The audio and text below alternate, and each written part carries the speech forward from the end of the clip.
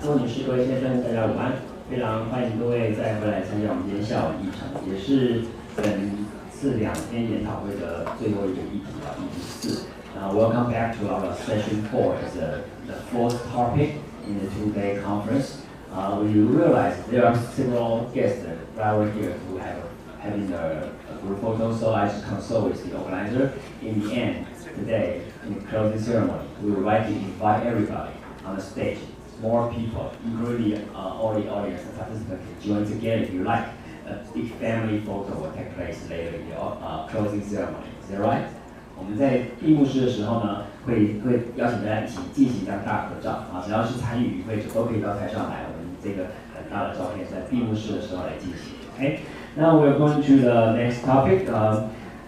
Again, I would like to invite the moderator of the session. 我们还是要邀请主持人来为我们引言。这个议题呢是来了解他国防治人口贩运的策略以及案例。那我们邀请到的引言人是行政院防治人口贩运协调汇报的委员季惠荣季委员，请他来为我们介绍讲题以及主讲人。Now I invite the moderator of the session, who is the member of the Cabinet Anti-TIP Task Force Committee, Mrs. 季惠荣, to come to stage to introduce the topic and speakers. Please welcome 季惠荣。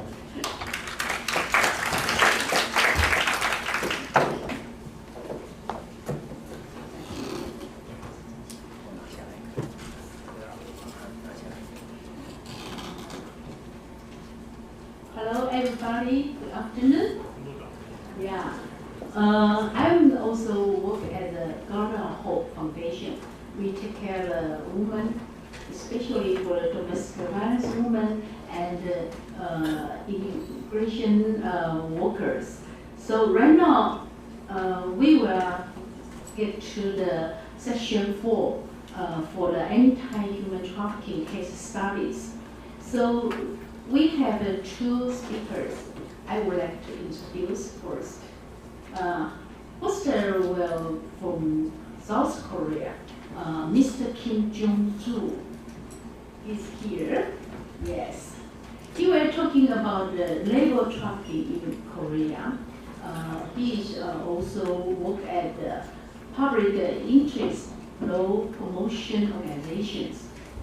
Second speakers will be from Beijing, Miss Else Trist, and his work as the prosecutor's office in Antwerp. Yes, here. And right now we will start for this session. So everybody have 15 minutes. So for 2 persons.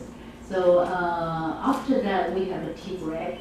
And after that, we will have commenters.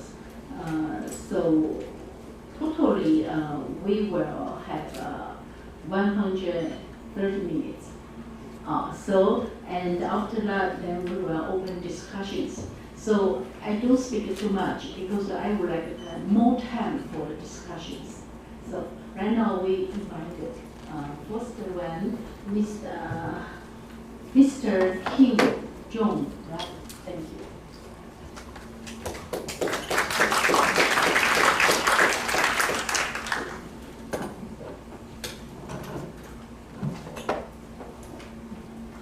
Thank you for kind introduction for me.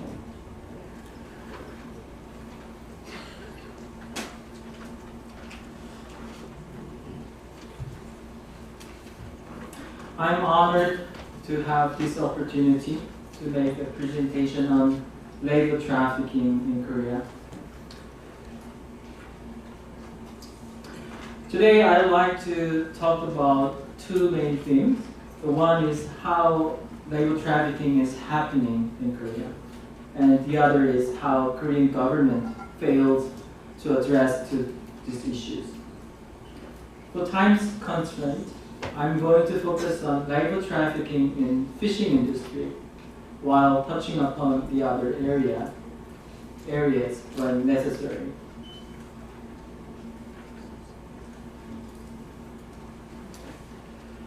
Personally, I started paying attention to labor trafficking issues through an incident in New Zealand water where a Korean distant water fishing vessel owned by the biggest fishing company in Korea involved in labor trafficking on Indonesian fishers who suffered long working hours, wage non-payments, and physical and sexual abuses.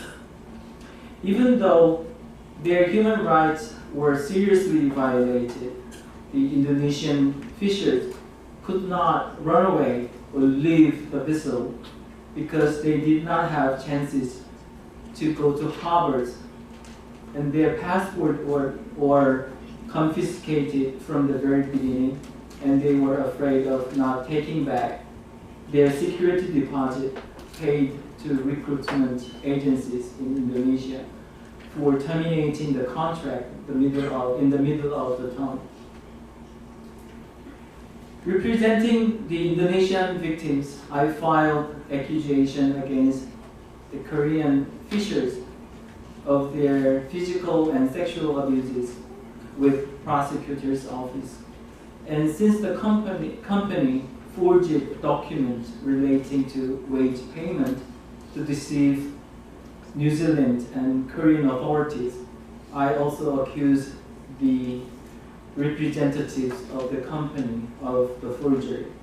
And later, some of them were found guilty in the court. Motivated by the incident in New Zealand water, my organization, Advocate for Public Interest Law, in partnership with IOM, started conducting a comprehensive research on human rights situation of migrant fishers in Korean fishing vessels from year 2014. Apart from literature reviews between 2014 and 2016, we had a lot of interviews of migrant fishers and various stakeholders, such as governmental officials and recruiting agencies and fishing companies in Korea, as well as some of sending countries, including Vietnam, Indonesia, and Philippines. And in 2017, we released the report titled Tide at Sea. My presentation today is based on the findings in the report, and you can access the full report easily through online. Before going deeper, I would like to talk about the cover of the report. In December 2015, as the researchers of the report traveled by taxi through downtown, one of the cities we visited, to meet former fishers who used to work for Korean fishing vessels. A billboard, which is featured on the cover of the report, caught my attention. Located on the roof of a building, the advertisement calling for fishers to work overseas was itself not extraordinary. What was interesting and truth-revealing was the advertisement located right below it. An image of vice grip, a tool used to anchor something firmly in place. Together, the advertisement depicted the situation many migrant fishers face. Deceived by recruiting agencies, lured by empty promises of high wages and bonuses, disconnected from help in time of need, and burdened vicious cycles of debt. Most migrant fishers are tied at sea.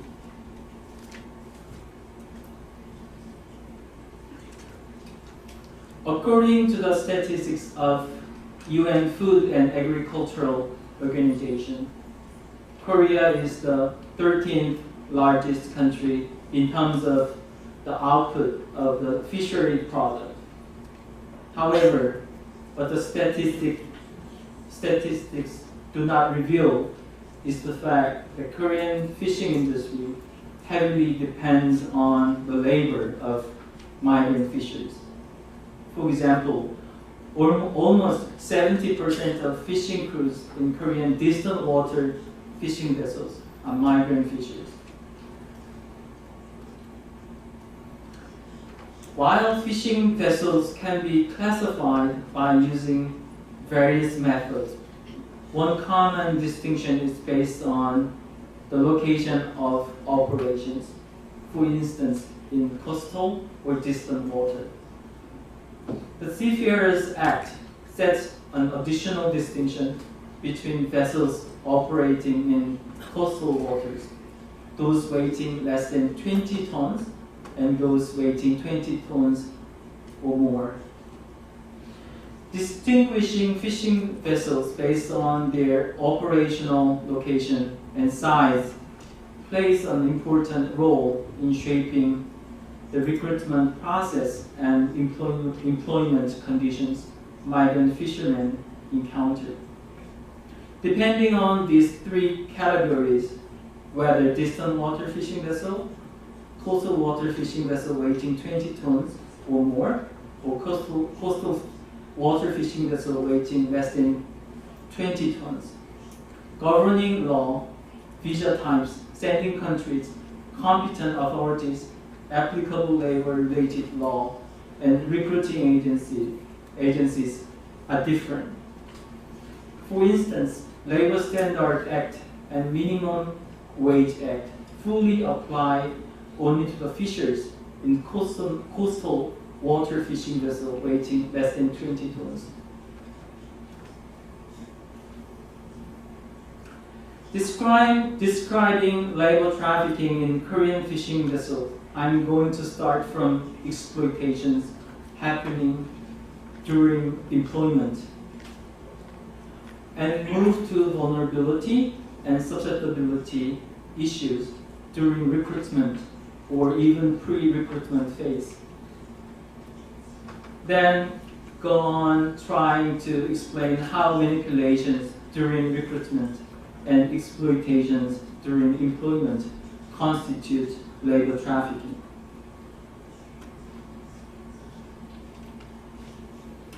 When it comes to the exploitation, first of all, the wages of the migrant workers are very low and discriminatory. In most of cases, minimum wages are the actual wages for migrant fishers.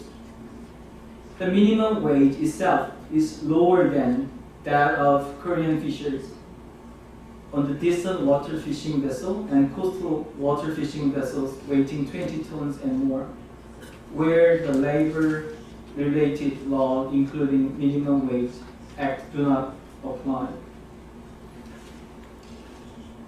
In 2016, the minimum wage for Korean fishermen in the distant water fishing vessels was $1,400 while minimum wage for the migrant fishermen in the distant water fishing vessel was $450. However, most of the fishing companies failed to abide by the minimum wage. Some of the migrant fishers I interviewed were paid about $250 per month. Moreover, some of the recruiting agencies were deducting a certain amount of money per month as a management or recruiting fee from the wages. As you can imagine, the difference of real wage between the migrant fishermen and Korean fishermen is huge.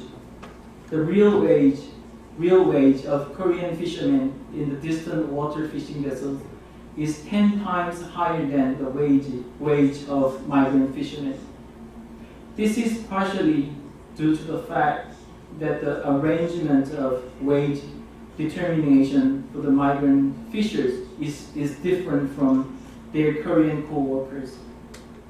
For instance, the migrant fishermen are arranged to get paid a fixed salary while Korean fishers share part of vessel's net profit.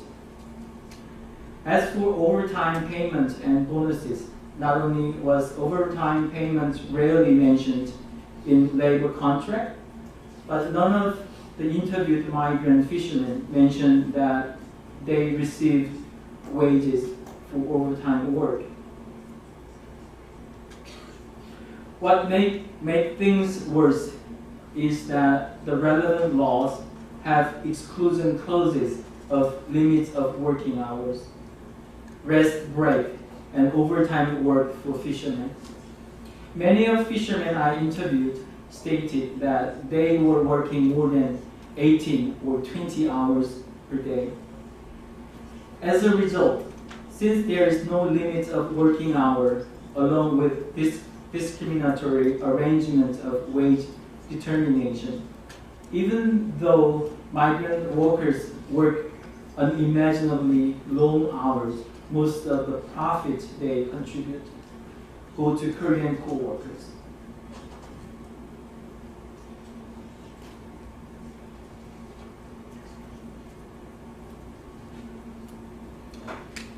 In addition to low and discriminatory wage and long working hours without break, the living conditions in Korean fishing vessels, including accommodation, food, and water, are mostly inadequate and poor.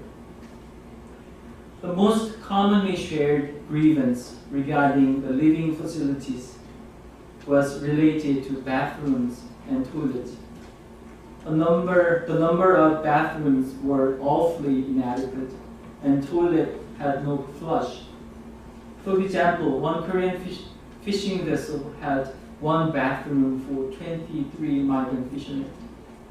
Migrant fishermen were forced to take a shower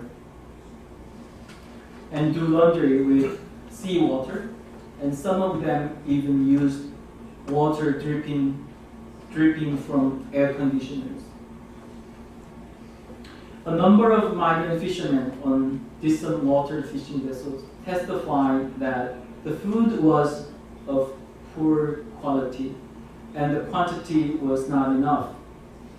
There were even cases where fishers were provided with unheated leftover food, while most of the migrant fishermen reported that their drinking water was fresh, but some stated that they had to filter the seawater for drinking, and even they drank rusted and unclean water. This photo, I was given this photo by the former fisherman who used to work for Korean distant water fishing vessel, and this is about this is taken their food, daily food, and the cup is made out of plastic the bottle,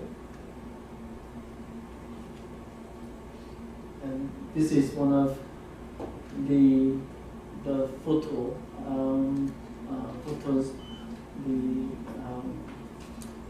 about their accommodation.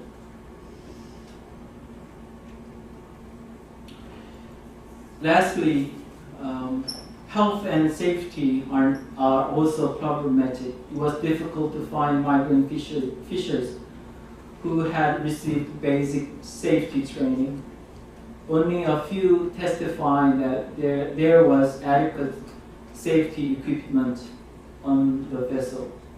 However, issues of safety are not only limited to safety training and safety equipment. A willful negligence of the captains who prioritize profit at the cost of fishermen's safety is the fundamental problem. In addition, the abuses also prevail on Korean fishing vessels. Verbal abuses are everyday experiences of the migrant fishermen. Physical abuses are not exceptional. There are many testimonies about the abuses from the interviewees. In addition to these verbal and physical abuses, there are racial discrimination against the migrant fishermen. You can read some of testimony in this slide. I'd like to read some of them for interpretation. Korean ship officers frequently beat us up. They took it out on us when they were tired, drunk, or feel overworked, even if we did nothing wrong. I was beaten by this tool made from a bamboo tree that was used to take out the fish eyeballs.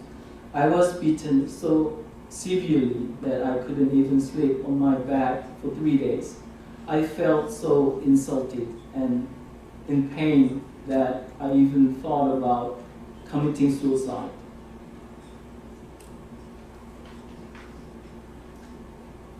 I reported the violence from Korean fishermen to the police, but nothing was done. The Korean got even angrier at us because they found out we had reported them.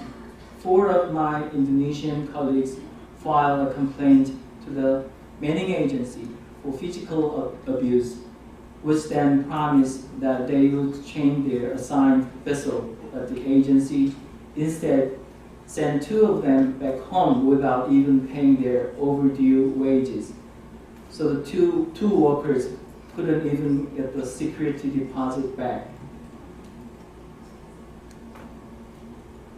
One day, a Korean fisherman threw scissors at a migrant fisherman. He wasn't hurt then, but was hurt later when the same guy threw a fish net at him.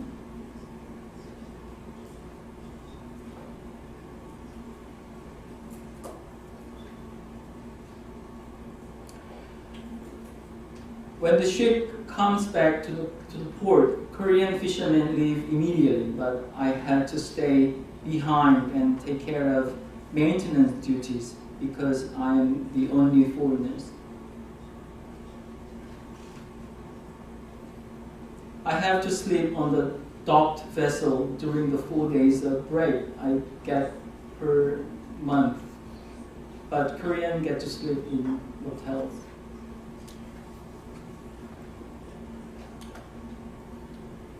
And you can find all the testimony we collected in the full report. You can easily find through online.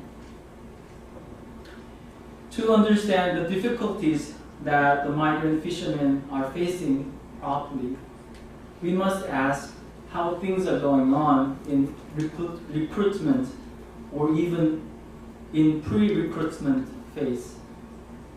In pre-recruitment stage, most of them are economically poor.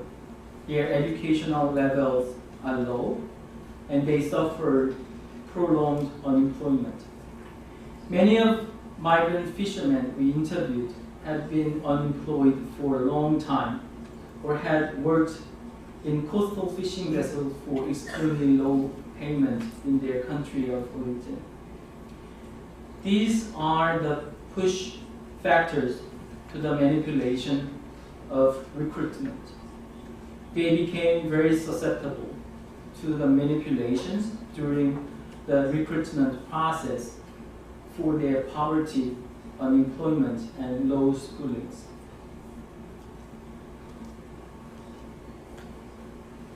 Then what kind of manipulations have happened during the recruitment?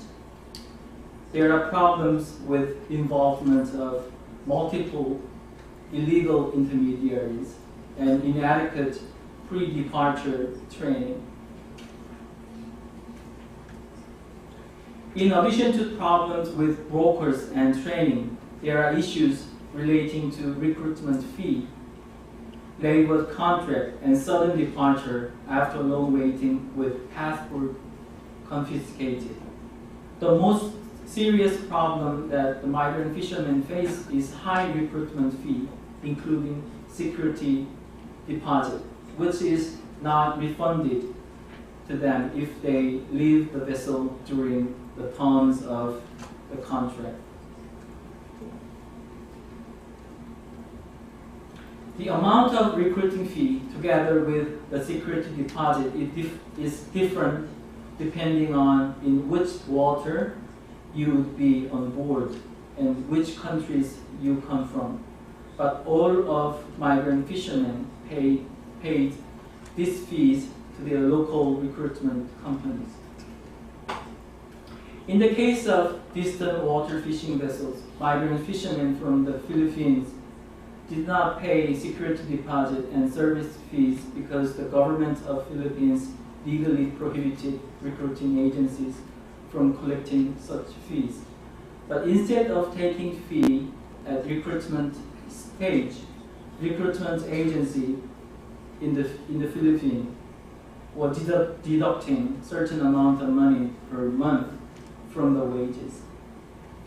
As you see in the slide, among migrant fishermen on coastal water fishing vessel weighing 20 tons or more, workers from Vietnam paid the highest fees. Service fees ranged from $7,200 to $8,800, and additional $2,600 to $5,000 were taken for security deposit. Some Vietnamese workers stated that the security deposit was returned for those who completed the 3-year contract, but was not returned for those extending the contract to more than 3 years. And as for the contract, some of the migrant fishermen we interviewed reported that they did not sign labor contract before their departure to South Korea. This raises the possibility that someone signed the labor contract on behalf of the fishermen or gets the workers to sign the contract without explaining any of its content. And also in the labor contract for migrant fishermen in distant water fishing vessels, it does not have detailed information on working conditions. And many of migrant fishermen sign the contract without understanding the terms, because terms are difficult to understand and they are not given enough time to look through the meaning of them. In the case of distant water fishing vessels, regardless of country of origin, migrant fishermen sign the contract a day or two before departing the country without fully understanding the term. In other words, many migrant fishermen sign the contract under extreme pressure with the implication that they would lose the opportunity if they did not agree to the terms. Most of interviewed fishermen testify that they were suddenly notified of departure after the long period of waiting without knowing when to depart, with their passport confiscated by recruiting companies. This is one of the evidences we collected for when we accused the Korean company of forgery, the case I mentioned earlier. These are three different, these are signature from three different the document, but none of them are the same. So yeah, all or some of the signature kind of were forged by the company or the recruitment agencies. This is the terms and condition of labor contract used by the one of the biggest distant water fishing company in Korea. And as you know, it's not at all the detail.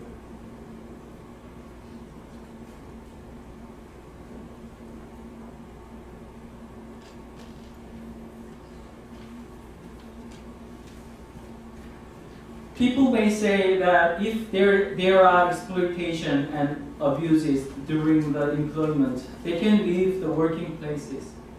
However, in the context of Korean fishing vessel, there are at least 5 reasons migrant fishermen cannot leave the workplaces.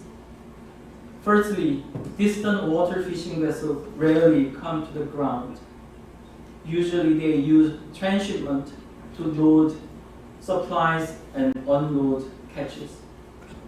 While they are on the high sea, they cannot leave the vessel, nor are they able to communicate with the outside world. We interviewed one former fisherman from a Korean distant water fishing vessels who had not been onshore for 1.5 years. Secondly, even if the distant water fishing vessels come to harbors in Korea for repair or some other regions, in some cases, many fishermen are confined into de facto detention facility run by the Trade Union of Korean Fishermen by request of fishing companies or manning agencies under the overlook of Korean government.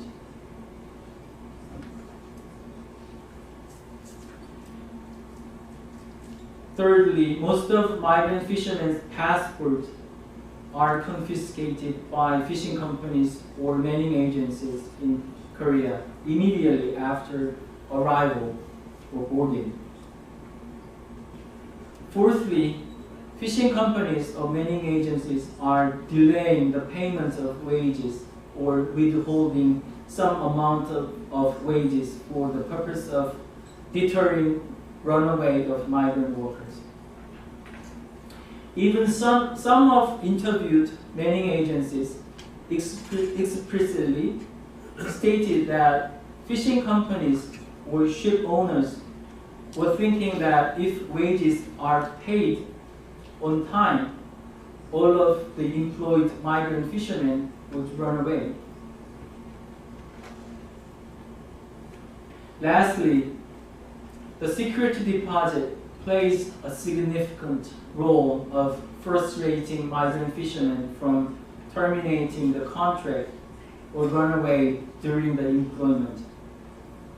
This is one of the most effective deterrence mechanisms to tie migrant fishers to the sea, because runaway fishermen cannot take the security deposit back, which they paid for with the loan they incurred before leaving the country of origin. In the case of Vietnam, the government is imposing the obligations of paying security deposit upon migrant fishermen. Learning these practices on Korean fishing vessels, I conclude that what happens in Korean fishing vessels is human trafficking. These practices fall into the definition of human trafficking under the relevant conventions, and what I explained about the negative human rights impact on migrant fishermen exactly corresponds to most of the indicators on human trafficking and forced labor designed by ILO or IOM.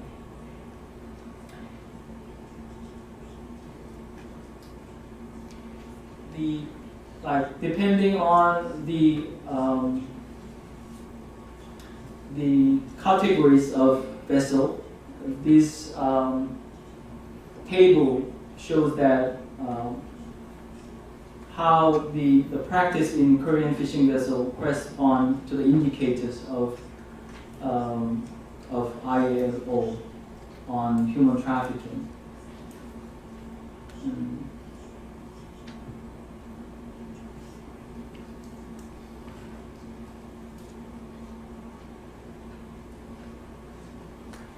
If it turned out that human rights violations experienced by migrant fishermen qualify as human trafficking or forced labor, the government of Korea should have taken countermeasures to address the issue. However, the government of Korea has completely failed to guarantee the right of migrant fishermen enshrined by domestic and international laws in regard to prevention, protection, and prosecution or partnership, which South Korea is obliged to respect by the Palermo Protocol it ratified.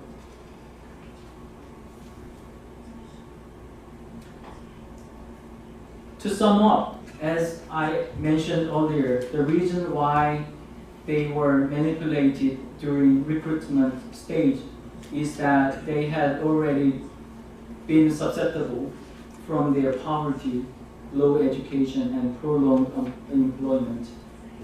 In addition to that, being manipulated during the recruitment process, they become vulnerable to exploitations, abuses, and discrimination during the employment. And considering the coercion comprising at least 5 methods and the absence of countermeasures of the government, human rights violations experienced by migrant fishers in Korean fishing vessels constitute labor trafficking.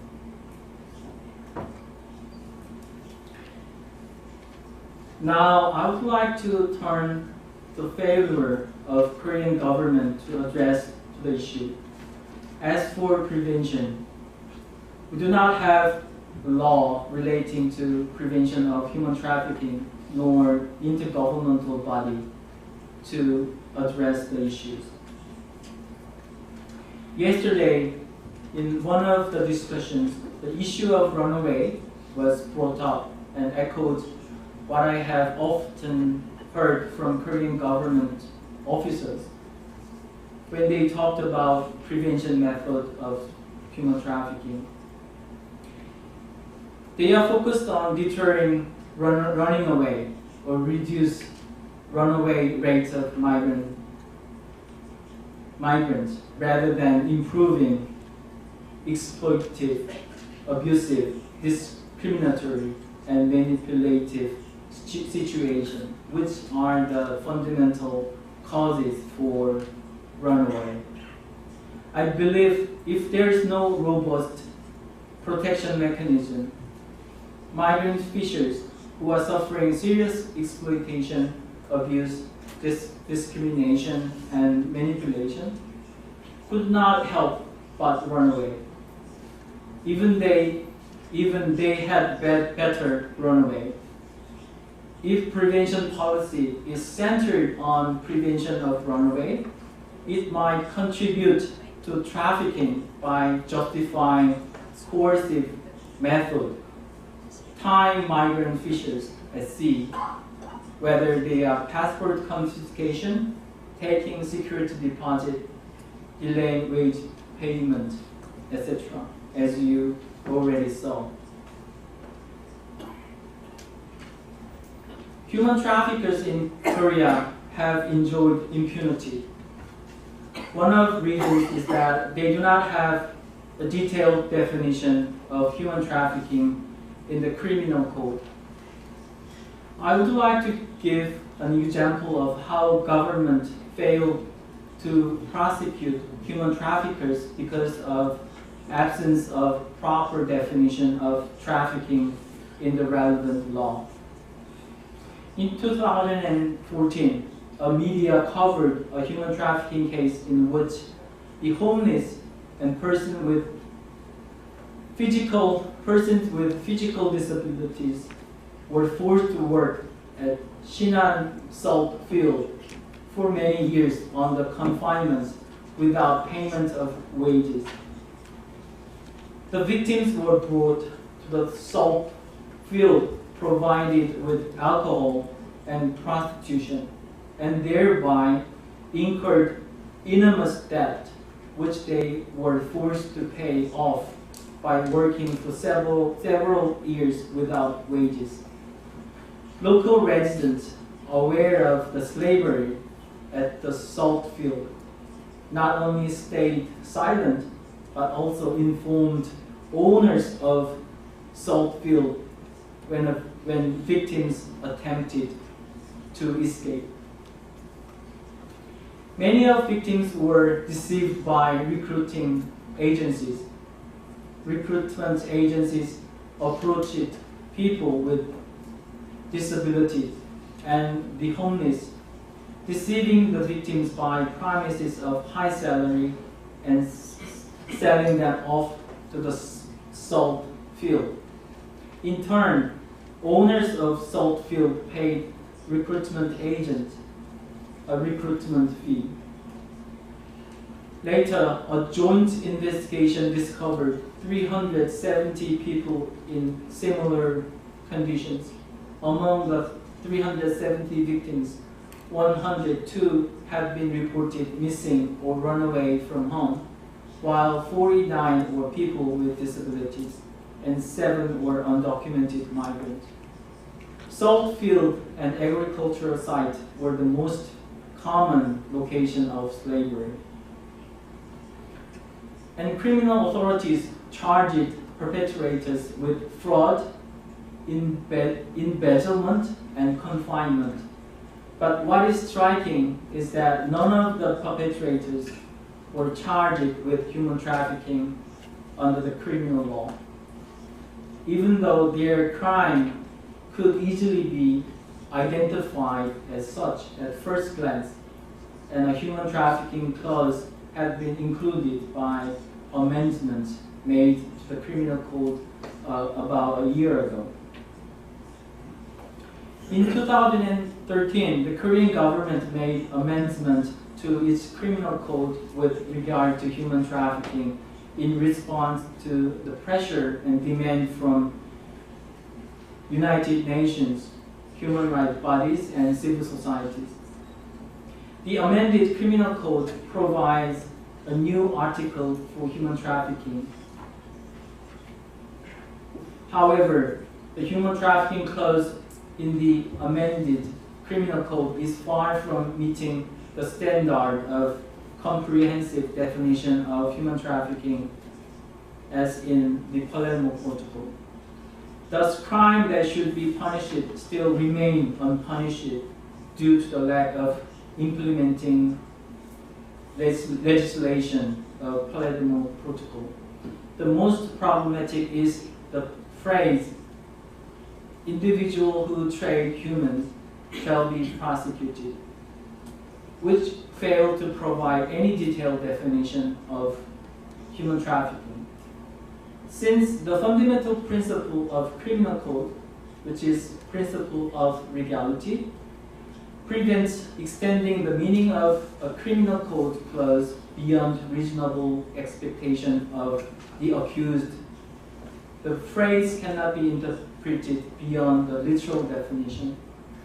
Therefore, the court reading definition of trade is to buy and sell with de facto control over the victim. Therefore, according to the article about human trafficking in the amended criminal code, cases like the Shinan salt field I just mentioned, that on the surface had the victim's agreement to the intended exploitation, such as forced labor, but perpetrators cannot be charged with human trafficking.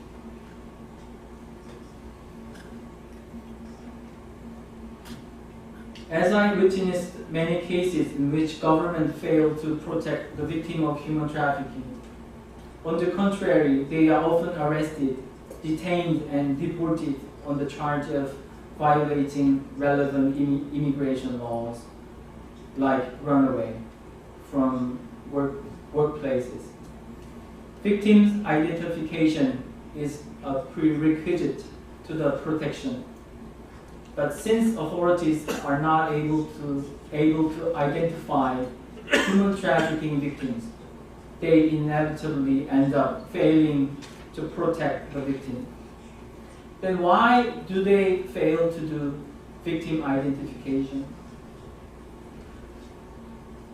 I believe they do not apprehend the implication of the vulnerability of victims. As I explained earlier, the vulnerability plays a significant role for the victim to be manipulated in recruitment process, to be exploited, abused, discriminated in employment phase, and to be human trafficked ultimately. Due to the vulnerability of the victim, agency of the victims should be carefully assessed when considering the necessity of protection. On the surface, even though it appears that the victim voluntarily agreed to the intended exploitation of perpetrators, in reality, there exists no real choices the vulnerable victims could make. From my 15 years experience as an advocate for migrants, I almost conclude that there is a huge gap in understanding the vulnerability of the migrants among various stakeholders, civil society, organization, employers, corporation, and governmental officers. While some think that since migrants are vulnerable, they need the better protection, others seem to think that since they are vulnerable, to some extent, they deserve discrimination, exploitation, and abuses, saying that these are better than nothing. We are talking a lot about 4 Ps as countermeasures last 2 days. But it is very important to understand what the vulnerability of victim implies to these 4 Ps. I discussed about labor trafficking cases, especially in fishing industry, and how Korean government has failed to address the issue. But please do not think this is unique to the context of Korea. This kind of labor trafficking, particularly labor trafficking of migrant fishers, is happening everywhere. The difference is the degree of visibility.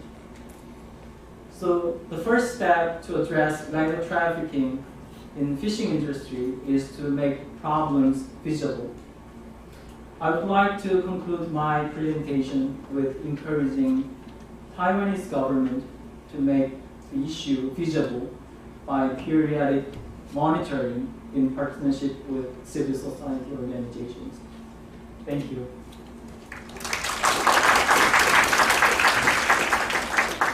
Thank you very much for your presentation. Right now we are going to the next topic. 我们接下来进行下一个专题演讲，题目是比利时打击性剥削及人口贩运策略的分享，以桑芒案为例。Now the next topic will be combating human trafficking for sexual exploitation Salmon case. 我们邀请到的主讲贵宾是来自比利时安特卫普检察院检察官 Mr. Charles. Welcome the speaker, who is the prosecutor from prosecutor office in Antwerp, Belgium, Ms. Els Tret. Please join us on this presentation.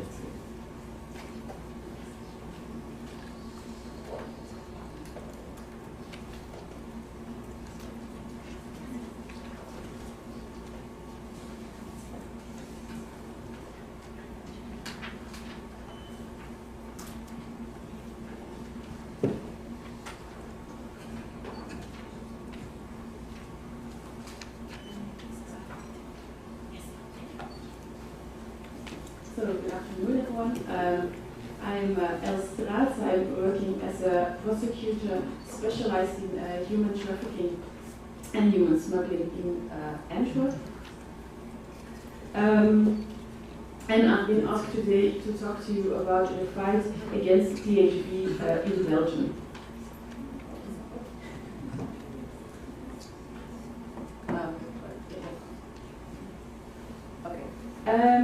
First of all, I'd like to thank the organization for giving me this opportunity to talk to you about the work we do in Belgium. And I would just like to add that I have made some little changes to the PowerPoint, which will not be exactly what you found in your book, because I've added some pictures from the investigation that I would rather not have published in the book. Yeah. So, as I said, I am working as a prosecutor in Belgium. For those of you who think it's a really exotic country, these days it is, but normally it's not. Belgium is very small indeed, and very far away from here. And in this very little country, I'm working in the district of Antwerp, which is the yellow part in the north. It's a district with, that covers about 3,000 square kilometers, has 1.8 million inhabitants and 98 prosecutors working there. As I said, I am a specialized prosecutor in human trafficking cases, and due to a directive of the Attorneys General, every district needs to have a specialized prosecutor for human trafficking cases and a specialized prosecutor for human smuggling cases. It can be assigned to the same magistrate as is the case for Antwerp. Belgium has 12 districts, so there are 12 specialized prosecutors in trafficking in human beings. I think the big advantage of that is that cases of human trafficking and human smuggling, as you all know, are often very difficult investigations where victims are not always willing to cooperate. And I think that for a magistrate who's not often dealing with these cases, it is sometimes very difficult to read between the lines of the victim's declarations or to see the signs that are evidence once you know what to look for. What will we do today? Briefly, I will give you a brief overview of how prostitution in Antwerp is organized and on the Belgian legislation on the subject. And then I will give you the concrete example of a case that was recently judged. And I think this is a case that gives a very good idea of how we deal with these crimes, both in the investigation and before court. And most importantly, it's the end of 2 very long days, so I hope that with some practical examples you will all stay awake until the end of the presentation. So, prostitution in Antwerp has many forms.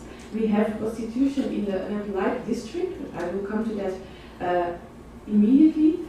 We have a few prostitution bars, but most prostitution is organized via by the internet, via advertising online for home prostitution or escort. They use different websites, but let's say the most popular website, which is called Red Lights, has, just to give you an idea, today more than 1,000 sex ads just for the city of Antwerp. We are proud to say that we have almost no street prostitution in the Antwerp district. The Red Light district is a very small and well-controlled area in the city center of Antwerp, and it consists of only 3 streets.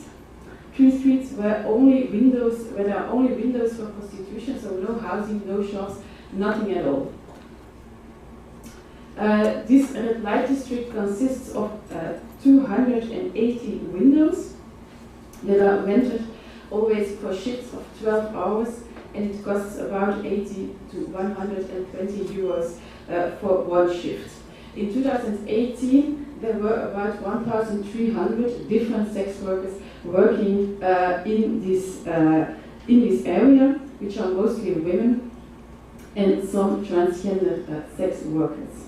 It's a strictly regulated district where only sex workers who have identity papers, who have the right to stay in Belgium, can work. There's also the obligation for the owner of the window to register all sex workers in a database, which is only accessible by the police. And there are very strict regulations on hygiene, on timeliness, on safety, and for instance, there's an obligation to have an alarm button in every window. Of course, these strict regulations will chase illegal sex workers, minors, and the most vulnerable ones to home prostitution and escort, which is less easy to control, but we try to do that as well. Last but not least, there's a specialized team of local police who are working in the red light district and in the entire city of Antwerp when it concerns prostitution. We see that this works because it's always the same faces that the girls see. Often these girls from their home countries, they don't have a lot of faith in police, and we see that here they start to gain, or the police starts to gain faith, the trust of these girls, and they sometimes even make declarations about what's happening to them. For a good understanding of the case that I will explain to you, I'll just give you a brief overview of Belgian legislation on prostitution and human trafficking. Prostitution in Belgium is illegal, so the sex worker on herself cannot be prosecuted, but certain, if not all, related activities are illegal. So it's like soliciting, advertising, pimping, but also renting rooms for prostitution against abnormally high gains or punishable. Human trafficking, before going further on human trafficking for sexual exploitation, and as an answer to what is said earlier today and yesterday, I would like just to inform you that the article on THB in the Belgian Penal Code punishes as well THB for sexual exploitation, economic exploitation, the exploitation of belly, the exploitation for trade in organs, and the exploitation for committing forced crimes. As it considers sexual exploitation, the fact that the victim consented in prostitution activities is irrelevant for the prosecution, so we can prosecute even if the girl was agreeing, or at least thought she was freely agreeing to these activities.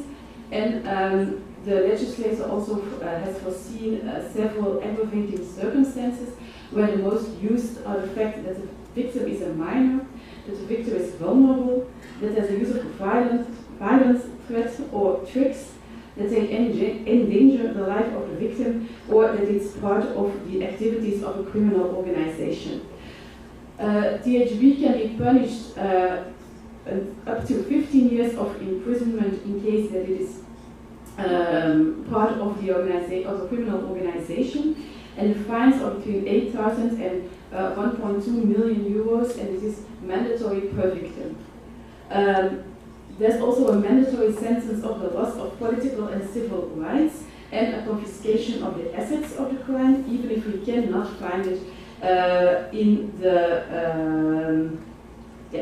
cannot find it with the perpetrator.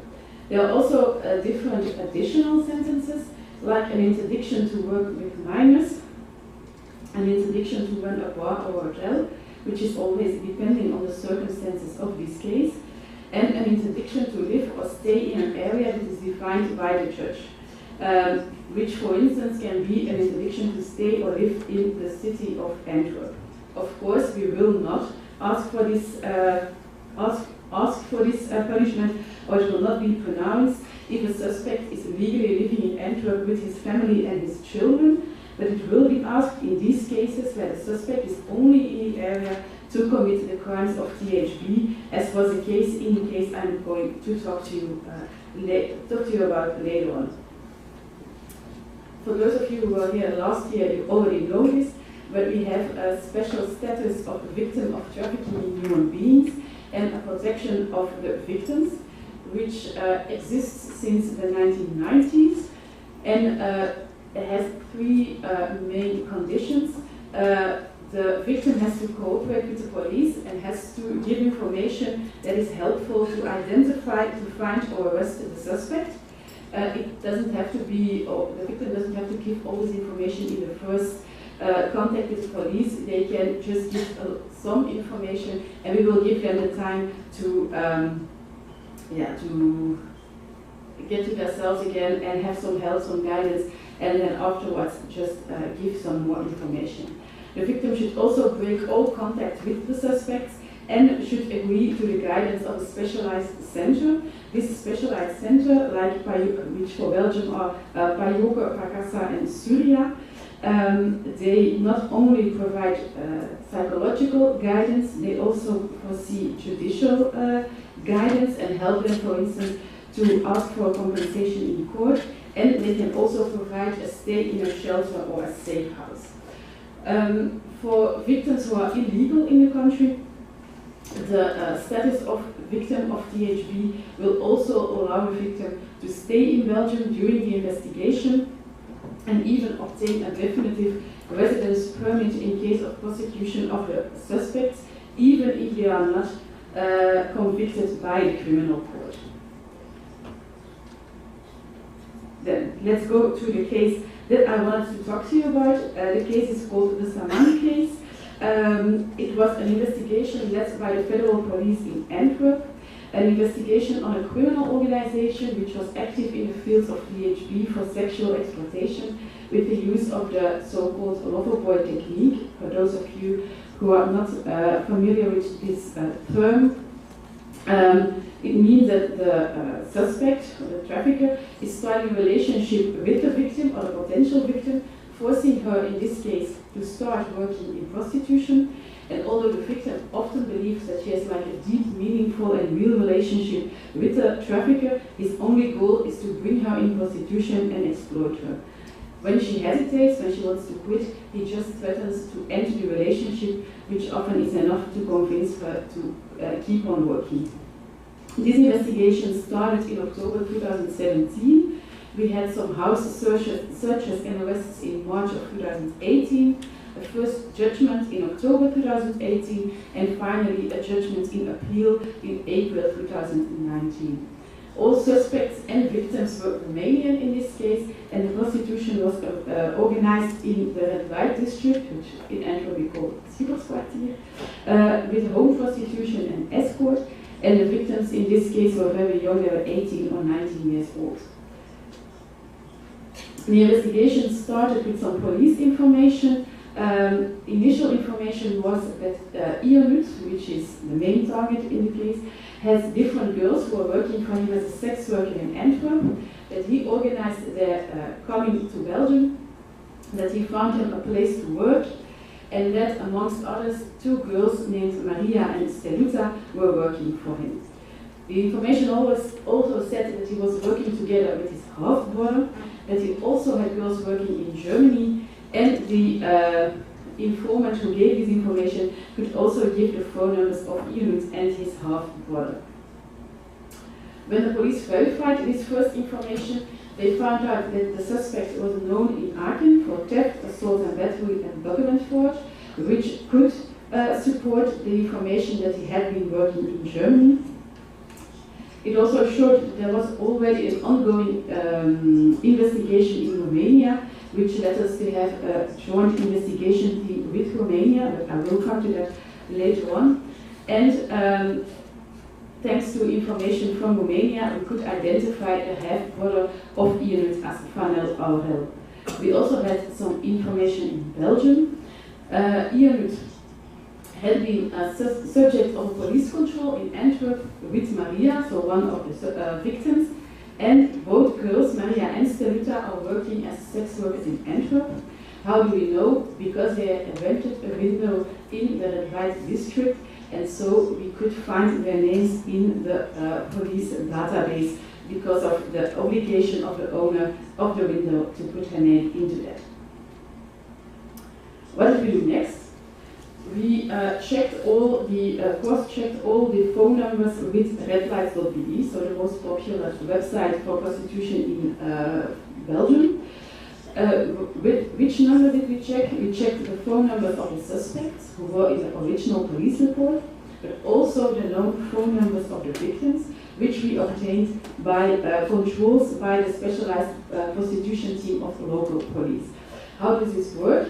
So once a girl rents a window and goes up in the database, then police gets sort of a message from the database that there's a new girl that has arrived and will be working in the Red Light district.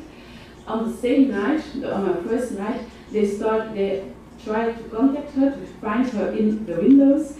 They have a talk with her, check if she's okay, give her all the information on health services that are provided for sex workers in Antwerp. Actually, it's a preventive measure, where they also check her documents, check her phone number, because these girls almost never get an official address in Antwerp, and so that they get lost. No one knows where to look for them, and so once the police has their phone number, we can at least try to contact them and check if they are all right. But these numbers can, of course, also be used in investigation. So all these numbers were checked. To know how this works, you should know how red lights works. So it works that the placing of an advertisement is free, but it requires registration. So you should make an account with an email address and a phone number. And besides of that, you can activate the advertisement when you send the code of the advertisement to the website, and then it will cost you €2, but the advertisement will show on the first page of the website, and so it will increase the number of clients. And even if all these numbers that send these text messages are not visible for the clients or for those who visit the website, the information is available with the provider of the website and can be given to the police. So what happened once we when we cross-checked all this information, we found different advertisements. For this advertisement for Julia, at a home search, we found ourselves in the same bathroom, and so this picture was taken in the studio where she was living and seeing her clients.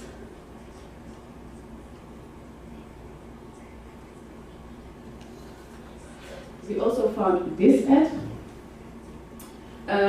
and found out, as for many cases, that the advertisements are often put online not by the victims but by the traffickers.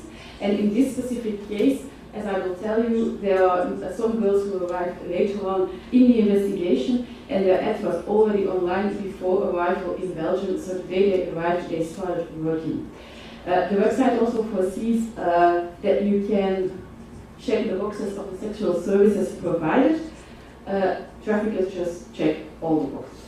And if then we interrogated the girls, they often cannot say on which website their advertising is, and they cannot say which services they provide or should provide.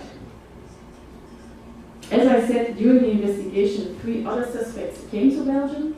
They came to help Ionut with his activities, but they also came with their girlfriend who started immediately working in prostitution.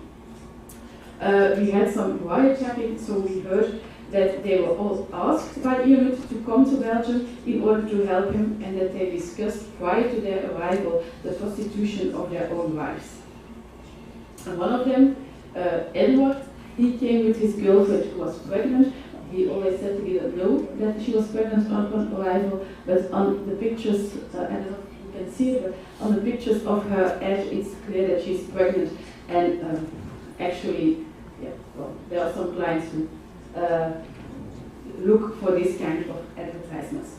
So we could link all these ads by the phone numbers, also the phone numbers used to activate the advertisements, but also if you put them next to each other, we could see that they are the same lights against the wall, the same sheets on the bed, the same butterflies on the wall, the same curtains. So it was clear that all these girls were working for the same organization and in the same place. We had wiretapping on the phone numbers of the suspects, the victims, and on the number that is on the ad, the number that the clients contact. Why did we have this wiretapping? Firstly, to identify the user of the phone number. In Belgium, as I think in other countries, it's mandatory to register a mobile phone number with an ID, but often we see victims register multiple phone numbers in use by other victims or by the suspects, or that numbers are registered on a name that has nothing to do with the case, as let's say in illegal service of the phone shop. We also needed to collect evidence of the exploitation, because they successfully used the loverboy method. We knew from the beginning that victims were not willing, will not be willing to make declarations, did not feel exploited, so we needed to have this evidence from wiretapping. And we also needed this for the localization of the victims and knowing which services they provide. On the ad, there is never an address, just a phone number. So by wiretapping on the client number, we could hear which address the girls gave. Also, we could hear them discuss prices for unsafe sex, and that, due to Belgian legislation and our courts follow that, is considered as being the aggravating circumstance of endangering the life of the victims once that the trafficker forces her to have unsafe sex, because of course there's paid for it. The wiretapping on Ionut's number was very interesting. We found out he had a sexual relationship with 3 of the victims, that he took full control of them, and that he made the decision on the provided services and prices. We overheard a conversation with one of the other suspects, where Ionut tells him that he now allows Maria, which is one of his girlfriends and victim, that he now allowed her to have unprotected sex because he doesn't want to live in debt for all of his life. You should know that Mr. Ionut was not working, not in Belgium, not in Romania. He also has a special way of talking to his girlfriends, because we had a second conversation with Steluta, one of the other girls also a victim, where he says, 1 minute he says that he can handle the world when she's next to him, but when shortly later he thinks she's lying about her income, he gets angry and he threatens her that she will lose him. Of course, then she told him again about her income and started working again, or kept on working. We also found out that he was building a house in Romania that we could link immediately to the income of the girls. There were literally conversations where he called the girls and said, "You have to lower your price to have more clients because I have to place windows in my new house." And last but not least, we found out he had a gambling problem, which of course costs a lot of money. We identified the place where they were working as Schaafstraat 8, which will not take anything to you. It's a White House on the picture, which is divided in several studios where they rented 2 of them. When we wiretapped the victims, it was important to have their contacts with the perpetrator, because when Ionut traveled to Romania, we lost his wiretapping, but since he kept in contact with the girls, we could still hear what he was saying. It also made clear that 2 of the girls were pregnant, which unfortunately for them is not an excuse to stop working. The opposite is true, that pregnancy makes them even more dependent of the trafficker and will keep them working. And it also showed that Maria, so one of the victims, was also controlling the other girls, even more so when Ionut was in Romania, she was in charge in Belgium. As I said, unprotected sexual contacts were possible if paid for. And we also found out that there were a lot of clients contacting them, which was important for us because we tried to have an idea of the assets, the profits of the crime that we would later on ask the court to confiscate. Even after we arrested Ionut and the others and interrogated the victims, so confronted them with the wiretapping, with everything that we have found, they still kept on visiting Ionut in prison.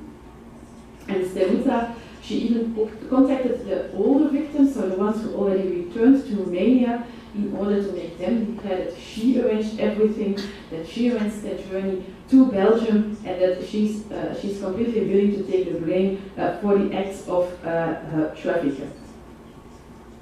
Which is, of course, part of the lover boy technique, where the victims don't see themselves as victims, but as a love partner of the trafficker, which means they make no declarations to the police.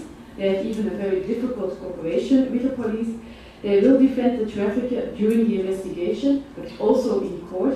And in this case, in this particular case, 4 of the victims came to court not to ask for any compensation, but to support their partner. As I said, they were willing to take all the blame for the acts of the suspects. And unfortunately, they all believe that they deserve the way, to be treated the way they were treated. So they were shouted, they were made fun of, they were being humiliated by units, even in their faces, but they still believe that they deserved it even after confrontation by the police. Now, since these victims were not willing to make any declarations and were still in contact with the traffickers, they could not use the status of victim of THP, which for Romanian girls, they were not interested in doing this. Besides, for Romanian girls, they can stay in Belgium, they can work as a sex worker, so they didn't need the papers to stay close to the traffickers. Well, what happened to the money?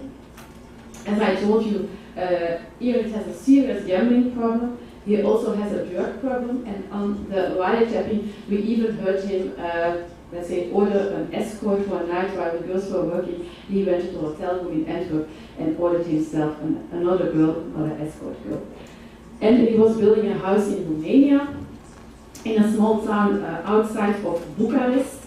He was still building it, but as you can see on the pictures, when he was in Romania, he was using it, he was living there already.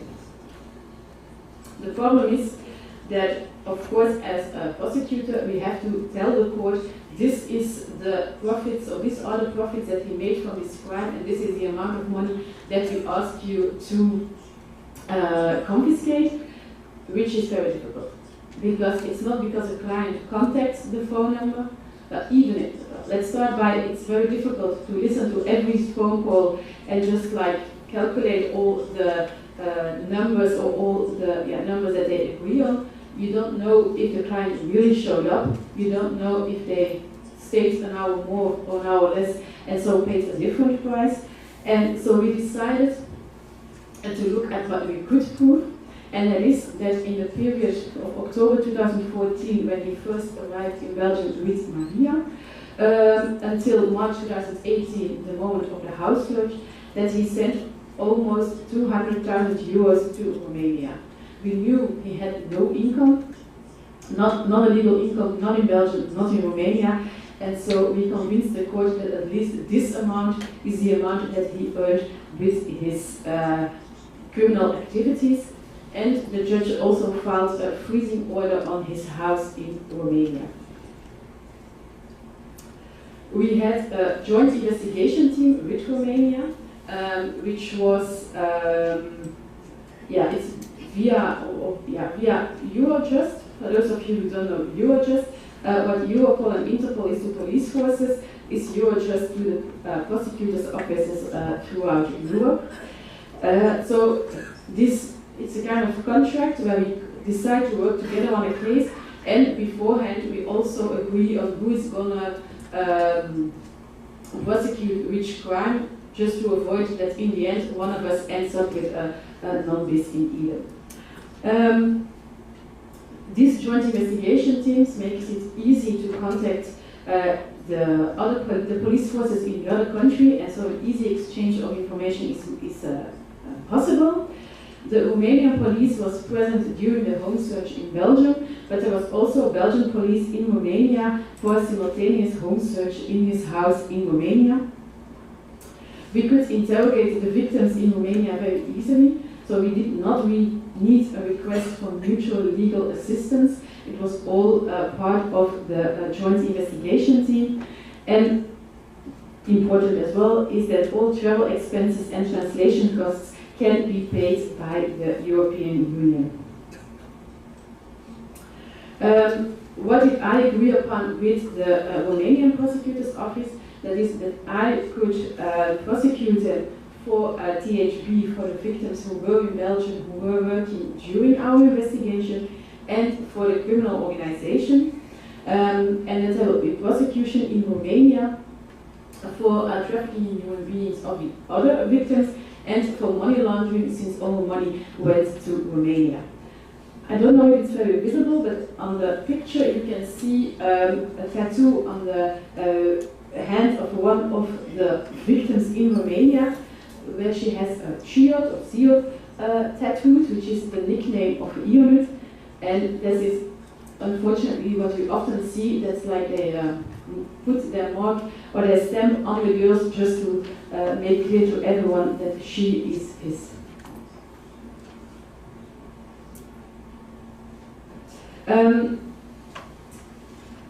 What did we, or who did we charge and what did we charge them with? Ionut, he's the leader of the criminal organization. He was charged with trafficking in human beings of 5 victims. He was the leader of the criminal organization because he decided which girls that had to come to Antwerp to work. He also chose the men who came to Antwerp to help him, and his goal was to earn as much money as possible. He rakes in most of the money, he pays the bills of his house in Romania, his gambling addiction, and all his daily expenses.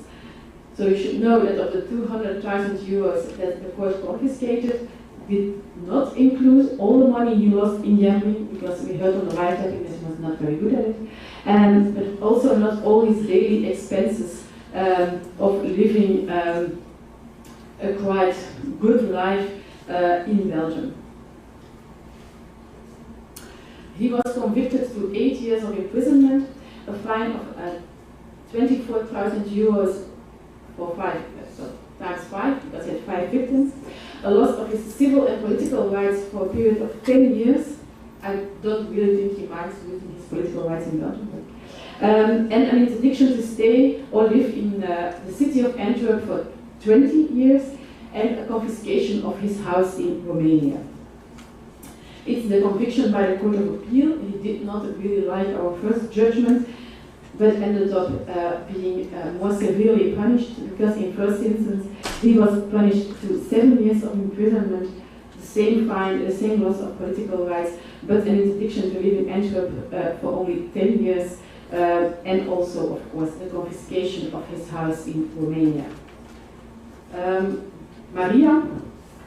Maria is a bit of a special case because she was and a victim and a suspect.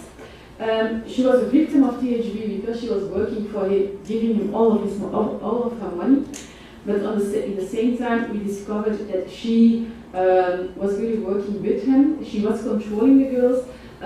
She kept their ads online. She kept them up to date. She arranged the sex dates with the clients, and she also answered the client phone. And when Ionut was in Romania, she decided on prices and was really his eyes on Belgian ground. Besides that, she was referred to by everyone as his wife. Also by the girls who had a sexual relationship with him. They married during the investigation in Romania, and she would also go and live with him in his house in Romania. She would profit from the income of the prostitution of the other girls. Although the charges were very hard for her, very big for her, because it was THV of 4 victims, and the participation in the activities of a criminal organization. I asked the court to also keep in mind that she was also a victim, and so she was convicted to 4 years of imprisonment, of which 2 years will be with suspension. So if she is a good girl, after 2 years she will not have to go back to prison. She was convicted to a fine of 8,000 euros times 4 for victims, a loss of her political rights of 5 years, and an interdiction to stay or live in Antwerp for a period of 10 years. This also is a decision of the Court of Appeal of April this year. Last one to appeal was Vanel Aurel, which, as I said, is the half-brother of Ionut. He was also his confidential advisor, and he oversaw all the construction works in Romania.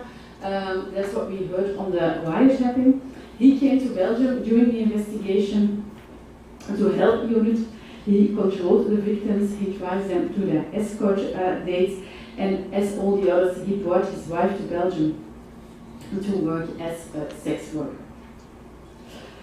He was convicted also to 4 years, 2 years with suspension, a fine of 8,000 euros, and a loss of his political and civil rights for a period of 5 years.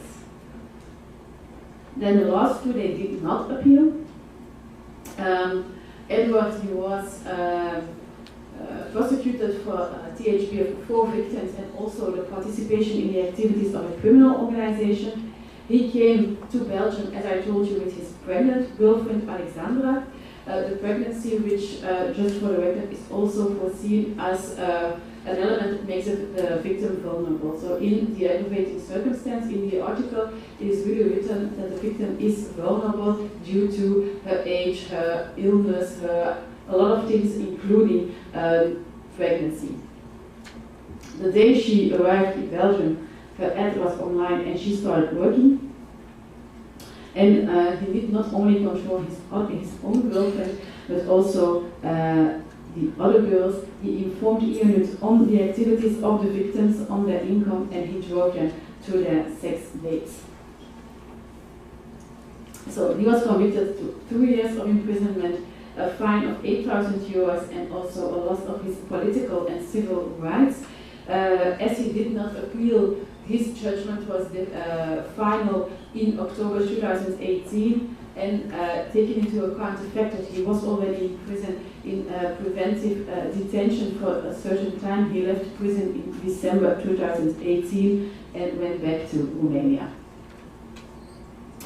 Last but not least, the other unit, he also came to Belgium with his girlfriend during the investigation. Also, she started working immediately, and he had more or less the same role as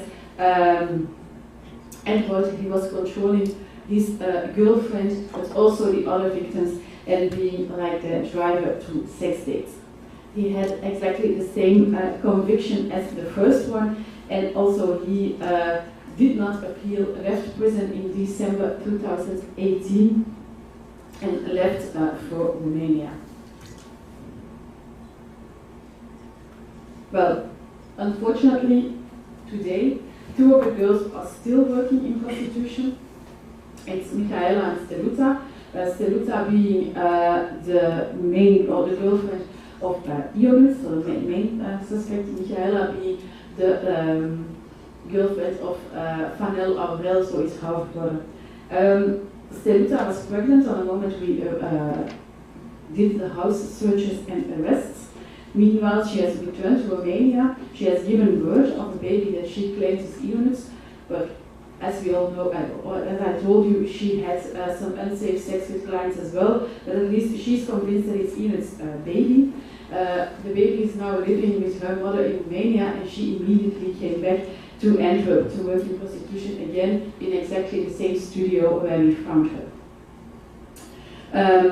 Maria, so the other girlfriend of real wife of Ionuț, she is still in prison, and she is, or she was pregnant with Ionuț's baby as well. I think that meanwhile she should have given birth in prison.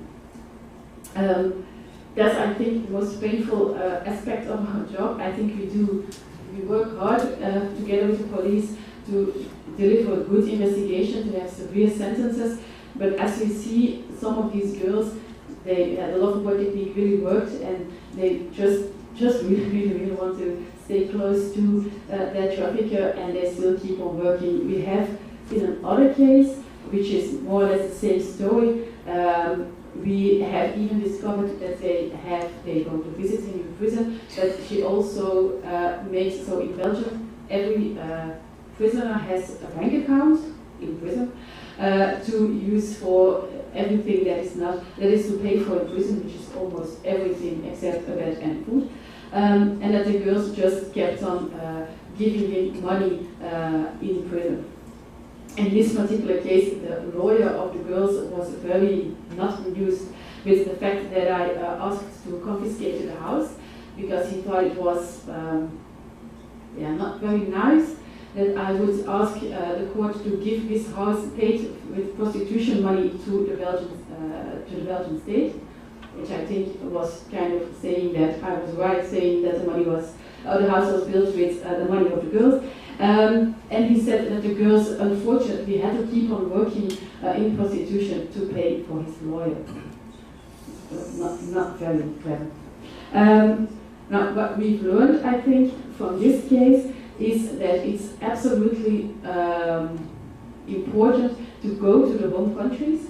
Here, Belgian police officers went to the towns where the girls came from, which often says a lot about the situations they are living in there, or the vulnerable situation they are living in, and interviewing or interrogating the family of the girls in Romania really gives an insight in, first of all, the fact that mostly the parents, as from the beginning, felt that something was wrong, but also the way he really held on to the girl, really trying to convince her to stay with him and come with him to Belgium. So it's not always easy to do that, because you need some time, and once they are in prison, you don't have that much time. But I think this really can help raising the penalties given by the court. So, unfortunately for these two girls, we did not save them, but I hope that I gave you a good idea of how we work in Belgium. And if ever you have an idea of how to save more girls, we are happy to hear that. If you have any questions, I'm glad to answer them during the discussion time, or you can just find my email address in the slides, and then you can always send me an email with any more questions. Thank you. Thank you.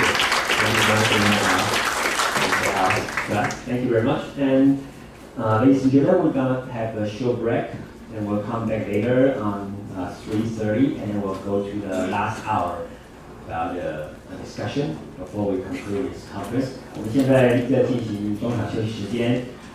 下一个场次呢是在3点30分的时候进行，我们会做最后的一个交流，然后就会到了我们的闭幕式了。请各位期待。我们现在就请各位可以到外边稍微享用一下餐点，稍后回来我们继续邀请2位评论人对我们的演讲进行讨论。谢谢。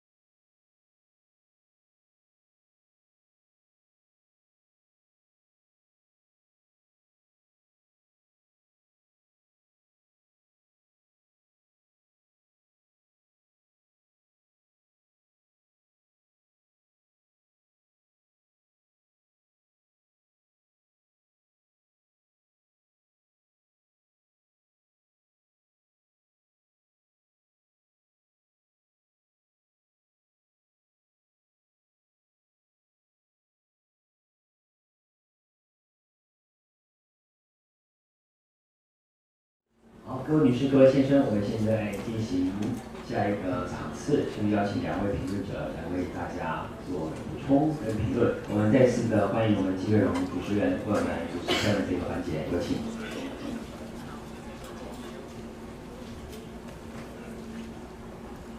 Okay, right now we were going to comment.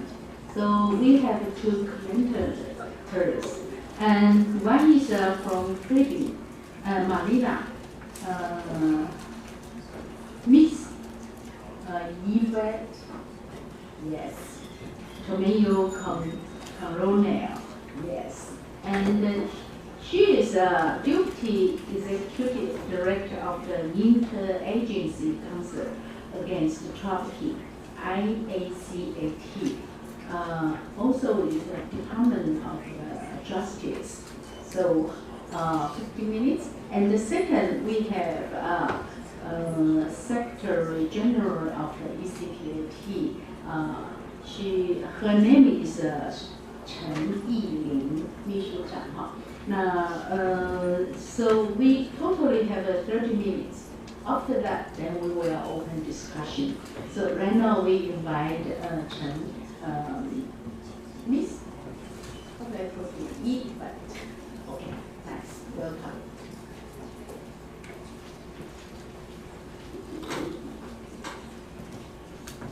Thank you so much. Good afternoon, everyone. I'd like to thank the Taiwan National Immigration Agency for the kind invitation to participate in this very important conference. I think the advantage of being slated for commenting on the last session of the last day, we get the unique opportunity to listen to and observe all the past presentations and sessions from day one until today. And a lot of information has been shared really from the past 2 days, which exemplifies just how complex the issue is. So first, a little bit about my organization. So I come from the Philippines. I work for the Interagency Council Against Trafficking. It's the primary body mandated by law to implement the anti-trafficking law in our country. By mandated, I mean that it is stated in the law, the anti-trafficking in persons legislation. It's created by law way back in 2003 when the law was first enacted, and it's made up of 11 different organizations, government agencies whose mandate are relevant to the anti-trafficking efforts in the country. It's led by the Department of Justice, which emphasizes the importance of prosecution, and co-chaired by the Department of Social Welfare, which again also puts the importance of victim protection in the aspect. What is unique in this framework is that we've also institutionalized government and NGO partnership in the framework by including non-government organizations as members in the council.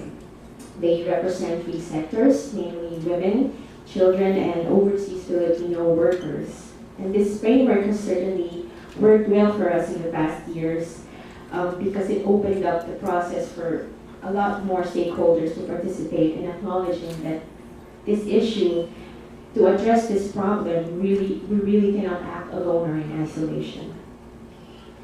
So, the immediate presentations from the gentleman from Korea and the lady from Belgium are very specific case studies on many cases of human trafficking. And it shows again and again what we already know, that no other crime type takes on such a diverse form or typology or is as mercurial or volatile as human trafficking. Attempts to categorize it into major forms such as sex or labor trafficking certainly has been helpful to better understand it, but the ways of committing the modus is as diverse as well. You know, just when as law enforcement is just beginning to understand the modus and is able to successfully conduct an operation, 10 more ways of committing it is already underway. And this certainly presents a challenge for victim detection or identification. As we know it, human trafficking is largely a hidden crime that really goes undetected, and it takes a good amount of good old-fashioned law enforcement work to unmask these crimes. And more often than not, this is not in the best interest of victims, because of the time element. By the time we get to that point that we are able to rescue them, the abuse and exploitation has already happened. Trauma has already set in, which then makes it more difficult for recovery and reintegration. I want to emphasize as well on victim identification and the challenges it presents because of the complexities and diversities in the manner of committing the crime. The indicators, though we know it, may not always be a one-size-fits-all thing. It certainly points us toward the right direction, but it takes a lot more to unravel the layers. This is made more complicated by the fact that most victims don't even identify themselves as victims. Rarely would they self-identify, and most victims, especially those of labor trafficking, would choose not to file a case and would even go back to situations of abuse. Again, the face of human trafficking are as diverse as there are many countries, states, jurisdictions who are all faced with their own unique experiences, as affected by the interplay of its, let's say, geographical location, history of migration or culture, among many other factors. For instance, the mode or strategy of trafficking in the US is certainly different from that one that is occurring in Sudan, in India, in Syria, in Philippines, and Taiwan. And we've certainly seen that in the conference, in the many presentations that have been given. But that is merely a facade. That is merely scratching the surface. As you try to uncover the layers and go deeper, you will find that at the root cause of it all is the interplay between vulnerability and exploitation. No matter how the trafficking experience plays out, at the bottom line of it all is still the element of exploitation. A little word about that thing, that so-called willing victim myth or mythology in human trafficking cases. It is certainly easy to think of it this way, to simplify the whole experience in terms of black and white, but that would be a disservice to the victims. It's easy to grasp that they did this willingly because they know fully well that, for instance, that their papers will be forged, that they are coming into a country with fake documentation, that they're coming in as tourists, but they know fully well that they will work and they don't have the necessary work permits or visas. They know fully well, really, the dangers and the risks involved, hence the term willing victim. But really, there's no such thing. Because they wouldn't have agreed to that situation or arrangement had there been a more safe or viable alternative. Simply put, it is not a free choice. There's absolutely no freedom in that situation, and this is actually what modern slavery is all about. The shackles, the chains, the physical manifestations of being deprived of your freedom is no longer visible. It is now far more insidious. Now it is all about the curtailment of free will, the relegation of the evaluation of the intrinsic worth of human beings, and the complete eradication of the dignity of the person. A little word about the Tier 1 ranking. Much has been said about this in the past 2 days, and it's certainly remarkable for Taiwan to be able to achieve this, to sustain this 10 years in a row. Philippines has only been able to do it since 2016. I'm certainly very proud of it. We've been sustaining it for 4 years now, and we pride ourselves that we are the only ASEAN nation to have achieved this distinction. But the thing about the Tier 1 ranking is that being given Tier 1 ranking doesn't mean that there's no human trafficking going on in that country. And certainly, there's still a very big problem in the Philippines and certainly in Taiwan as well. It just means that the country has complied with the minimum standards set by the Trafficking in Persons Law of the United States. Some would even say, why would the United States try to enforce their law in some other jurisdictions? But every year, in order to maintain that ranking, countries must make appreciable progress in its efforts. And for Taiwan, that is no small feat. Yes, we've heard that it's a diplomatic tool, that it's a political tool used by the US government, but that should not take away the value or diminish its value for what the report is. And what it provides really is a reliable measure by which governments can assess their progress in this aspect. It's like holding up a mirror to yourself and forcing yourself to take a really hard look at the facts. There's another instrument that we use in the Philippines to measure our progress, and that's the Global Slavery Index, and it has been mentioned earlier. These are really ways by which governments and nations can really review the progress that they have made and really see where they're lacking and moving forward in terms of the anti-trafficking response. And last word about partnership. Much has been said about this already. I think the theme is clear that we all need to work together. The Philippine framework certainly subscribes to this, as you can see from the structure of the council. It's made of government agencies and non-government agencies. We've observed that the work of Taiwan government and dialoguing with CSOs in this aspect may need more work moving forward, but we see that it may be a challenge in the future, but certainly that is the ideal. The whole of government, or the whole of nation approach, so to speak. The eradication of human trafficking is something that we all have a stake in, and it's not about whether you're the enemy or the troublemaker or government or CSO. It's really something that shouldn't divide us as a people or as a nation, and I think that is pretty clear to everyone here present today. If there is any takeaway from this conference moving forward, and I hope that it's that realization that working in this issue, we should all keep open minds and erase all notions or consideration of sharp divisiveness. It's not something that should divide us as a people. It's either we all work together or lose the fight together. Thank you.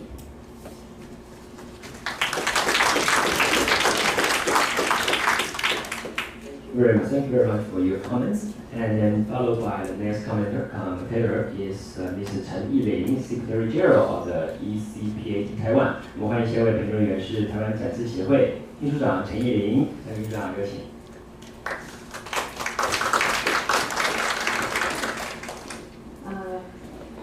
非常感谢秘书的邀请可以参与这一次的大会以及这个场次的座谈。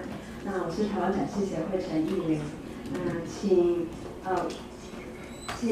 原谅我要戴上口罩为了保护下一位使用这个麦克风的人请容许我戴着口罩然后来做这个场次的一个语谈。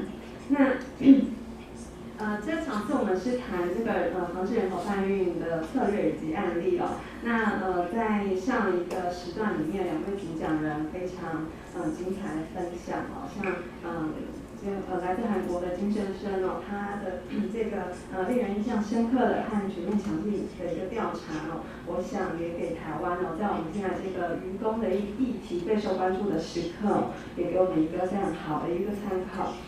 那这个比利时的这位检察官他提到这个性贩运的议题，然后特别有谈到说，其实这个人口贩子所采用的是一个 lover boy 这样的一个手法来诱拐这个被害人。那事实上，在我们台湾，我们也知道在这个年轻的女性或是未成年的性犯议题中我们也看到很多是利用这种lover boy 的手法，利用关系或是情感的控制来让这个女性来参与到在遭受性剥削那所以说虽然这个法律制度和文化有很大的一个不一样，但我们看到人口贩运这种现代的这样的一个民主制度其实还是有很多的一个共同点。那我想这也是就是我们今天大家为什么聚在这里2天的时间，大家一起来共同讨论呢？怎么样可以一起面对这样的一个问题？特别是人口贩运它其实也有一个跨国性这样的一个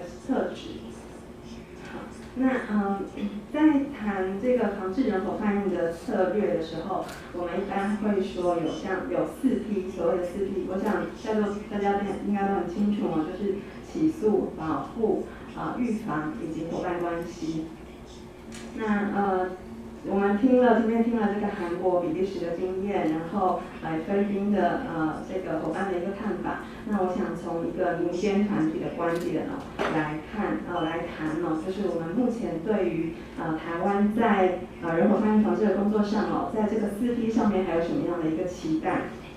那第一个 P 是起诉好，那起诉首先要有完备的法律嘛。那台湾我们在2008年就有这个人口贩运防治法，那的确很大程度回应了这个人贩运犯罪和被害人保护的一个议题。不过这个法律实行之后，在实务上，包括这个司法警政人员、律师、民间团体，大家都发现这个关于劳力剥削的定义在也就是这个劳动与报酬显不相当的这个要件是不够明确的，或者是会使得我们在实务上会落入说大家在争执到底相不相当的这件事情那也导致说这个认定劳力剥削、起诉还有判决的一个困难。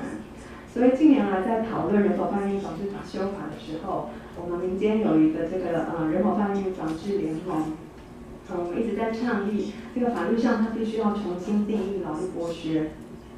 那其实我也希望借这个机会向移民署喊话一下就是虽然我们在立法院下个会期又是预算又是选举这个要审法案会很困难，可是我们也还是希望说这个修法的这件事情不要再一直拖下去了。好然后此外就是还有各县市的这个警察单位跟专勤队应该要对于疑似人口贩运的案件或是投诉持续积极的调查和移送起诉。那刚刚听到这个检察官分享就在比利时有专责的检察官负责人口贩运案件，那我觉得非常的羡慕。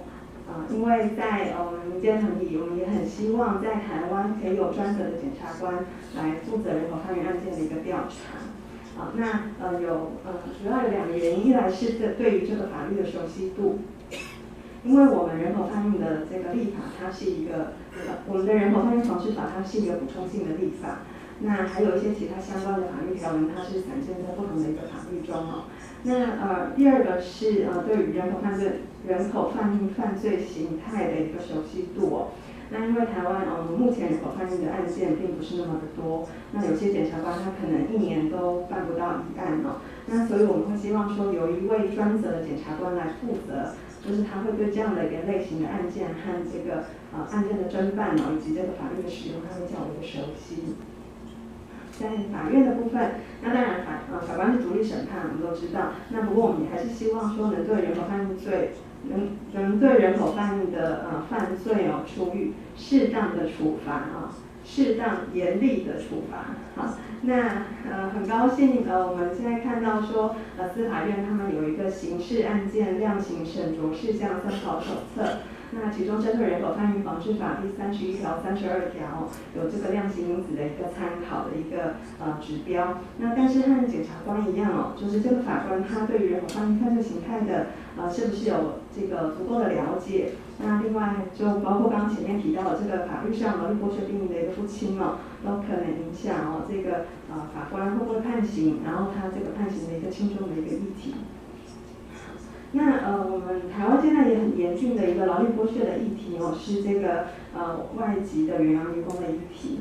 那就如同刚刚这个韩国的这样的一个的例子。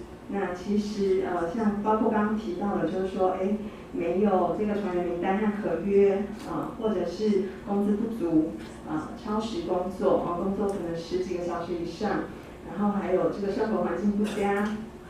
那工作缺乏这个安全的一个设施，或是没有适当的医疗补给其实不只是在这个韩国的一个远洋渔船上发生其实在台湾的一个远洋渔船上也同样有这样的一个问题。那我们在这边也很期待就是这个我们的政府应该要积极与这个港口国远洋渔船这个停泊的一个港口国建立这个查核机制，那也希望可以积极调查侦办远洋的船队中这个强迫劳动的一个问题。那还有就是我国的这个人口贩运防治法里面我们的这个剥削类型是主要是3种：性剥削、劳力剥削和器官摘取。那但是我们看到国际上包括在研讨会里面有提到的这个英国，其实还有欧盟它早就将这个利用犯罪行为的剥削、强迫犯罪这样子的一个行为视为人口贩运的犯罪那我们看到大会其实在这次大会里面其实也有讨论这个电信诈欺跟人口贩运这个的一个议题那我想这是未来我们国家在思考这个人口贩运政策和人口贩运修法的时候，应该要这个思考的一个方向。好，那接下来我谈一下保护的部分第二个 P 保护。那保护会分几个层面来讨论。第一个是被害人鉴别。那被害人鉴别这个议题长期以来也是这个人口贩运防治联盟一直在倡议的，说是人口贩运鉴别应该有一个救济的机制并且确保这个刑事案件的程序和被害人的鉴别脱钩那我们在实务上看到可能会因为这个证据不足加害人不起诉，那导致被害人失去了他原本被鉴别的这个被害人身份那所以我们会认为说被害人保护他应该要和刑事案件脱钩已经经过被害人鉴别程序，他是被害人，他就是被害人我们认为说这样才能给被害人一个完整的一个保障。那第二个部分是被害人安置。那我记得我之前也是在国工方提过，就是很多人口贩运被害人一起被安置在一个大型机构的一个问题那我就是在今年看到移民署的这个修法草案里面提出了就是被害人的安置有机构安置和社区安置并行的做法。那我觉得这是一个非常好的方向那未来也期待这个移民署和劳动部可以朝这个社区型的安置投注更多的资源。第三个部分是扣留移工护照的议题那我们都知道说扣留移工护照是人口贩运的重要指标之一那可是在国内扣留移工护照仍然是实务上常见的一个做法甚至会透过订立同意书就是让这个移工签订同意书来合法化扣留证件这样的一个行为那但是我们会觉得说这其实是很有问题的。扣留护照当然会使移工他更容易受到一个剥削的一个情境成为人口贩运的一个被害人那虽然最近就业服务法的修法但是这个就业服它到底要如何切实的落实以及改善这个移工护照或身份证件遭到扣留这样的一个情况我觉得这个是民间团体还在持续观察中的一个议题。那第四个部分是这个关于远洋移工的议题那其实目前劳动部和渔业署都没有足够的一个劳动检查机制那除了前面刚刚提到的应该要积极的建立一些查核机制之外那充分培训这个调查员，那使这个调查员他具备有鉴别被害人身份的能力，然后执行这个以被害人为中心的一个访谈，然后进行适当的一个转介，让他了解这个执法通报的程序我们认为说这样子才能对远洋渔工可以提供更多的一些保障。好，那下面我接着谈第三个 P 也就是预防。好，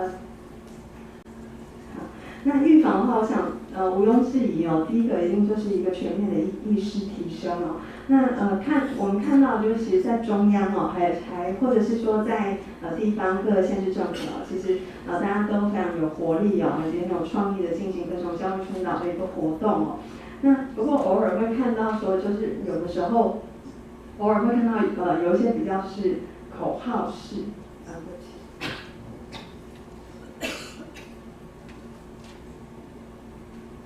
抱歉，有一些比较是口号式的宣导方式就是例如像人口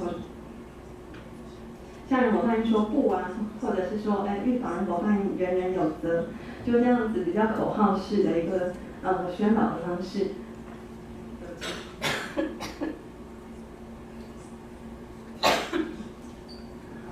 那我个人是觉得这样子是不够的就是因为就是以像人口贩运说不好了，那到底什么是人口贩运可能我们一般社区的民众他还不是了解得这么清楚所以在宣导上我觉得可能必须要加强，就是说我们如何识别被害人的一些方法那另外当然对专业人员的这个人口贩运的训练呢，应该要训练研习应该要持续的进行。那包括说，不管是执法人员也好，或者是法官也好。然后另外对于潜在的被害人，还有这个移工，应该也要加强宣导人口贩运的一个求助资讯哦。那我看到一个资讯哦，就是我们移民署有一个这个人口贩运被害人的一个求助专线嘛。可是，在去年1年中，好像没有接过一通的电话哦。那不知道是说，这个讯息它到底有没有非常广泛的提供给这个我们所有的移工，或是让这个一般民众知道，或者是说，我们好像没有什么人口贩运的议题哦。我想当然不是后者哦，就是说加强这个求助资讯的提供哦，我想这也是非常需要的一件事情。那另外，我想是我们这2年看到一个新的议题哦，就是这个南向政策所带来的一些新的人口贩运的一些样貌也不能说样貌，就是我们看到一些不同的一个被害人出现那第一个就是这个南向政策包括像东南亚国家大量招收学生让它发生这个留学生被迫超时工作、被扣留护照等等的一个问题那另外我们的这个签证简化的一个政策那也增加了这个未成年人遭受性犯运这样的一个机会和风险。那事实上这2年就有未成年人因为这样的一个签证简化的一个政策而被贩运到台湾来为了性剥削的目的被贩运到台湾来。所以我们会期待看到说，在政府推动新南向政策的时候，它可以有一个更好的一个配套措施。好，那在伙伴关系的第4个 P 伙伴关系。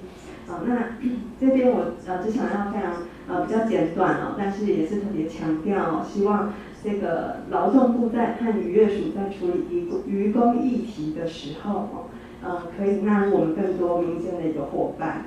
对，那请不要害怕民间团体对，那我想在有很多个 NGO 我们直接跟被害人一起工作。那我想他们是我们是对于这个被害人的处境最直接了解的单位。那其实是可以提供给我们政府部门更好对人口贩运，特别是渔工这样的一个议题有更好的理解。那其实大家都是想要解决。想要帮助这些遭受剥削的渔工，那伙伴关系其实是帮助我们共同找出一个解决的一个方案。好，那以上是我的分享，谢谢。好，谢谢，感谢董事长。好，那现在我们就进行这个综合讨论，我们这次邀请主持人以及2位讲者、2位评论员一起到台上来。那we have the final panel discussion. I invite the moderator on stage and also 2 speakers who come here to join the moderator on stage together.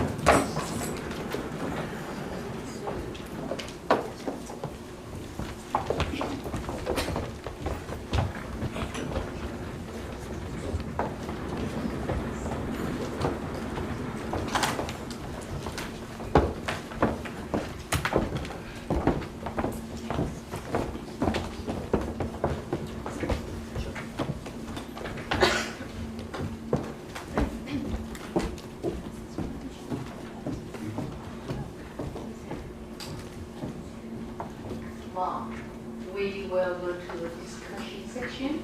So right now we have 40 minutes. I think I will give all of you, you can raise your issue or you can respond while we are here. So right now, start. Okay, thank you. Good afternoon. My name is Tony Pentland and I work for the Home Office, Home Medical. I am the Immigration Enforcement Regional Manager, and I have teams of investigators across Asia Pacific, and our responsibility is twofold. We have to mitigate the risks around the visa risk, the air threat to the UK, and also to investigate human trafficking. And yesterday, I have a question for Els, sorry. So yesterday, Father Bruno, from the Apostleship of the Sea, mentioned some cases in Scotland that were taking a really long time to go through the judicial system. I'm fortunate enough to be resident in Scotland, although I'm overseas at the moment, and I previously worked for Border Force, who were dealing with a lot of the issues that he has raised, in particular in relation to fishers. So taking that on to the presentation by Professor Henney, he specifically said that they were looking at training prosecutors and judges in South Africa. So I'm really interested in when the decisions made by the Belgian government to introduce specialist prosecutors for human trafficking and for people smuggling, and also whether you have seen a tangible improvement in terms of the number of successful prosecutions over that period of time. Difficult question to begin with, because the honest answer is I don't really know. I think it started together with the status of victims of DHB, because in this legislation it's clearly put that it's the prosecutor specialized in human trafficking who can decide on giving this special status. So I think it would be the early 90s, but I'm not really sure. And I wasn't in the prosecutor's office by then, so I can't answer you on the number of cases trafficked, the number of traffic cases that is judged ever since, or if it's approved or not. But I can check it out and give you some more detailed information on that. Okay. So, anything else? Okay, over there. And how many we were? 2? Okay. Do we have 3? We have a 3 and 1. Oh, okay. So, what's from there? I think it's me. Thank you. I'd just like to support what Attorney Coronel just said. In human trafficking, in modern slavery, there are no willing victims. I think we who work on behalf and help those people who are victims of human trafficking, there are nobody who volunteers to be victimized. And I think it's good for all of us to remove that language, that the poor are willing victims.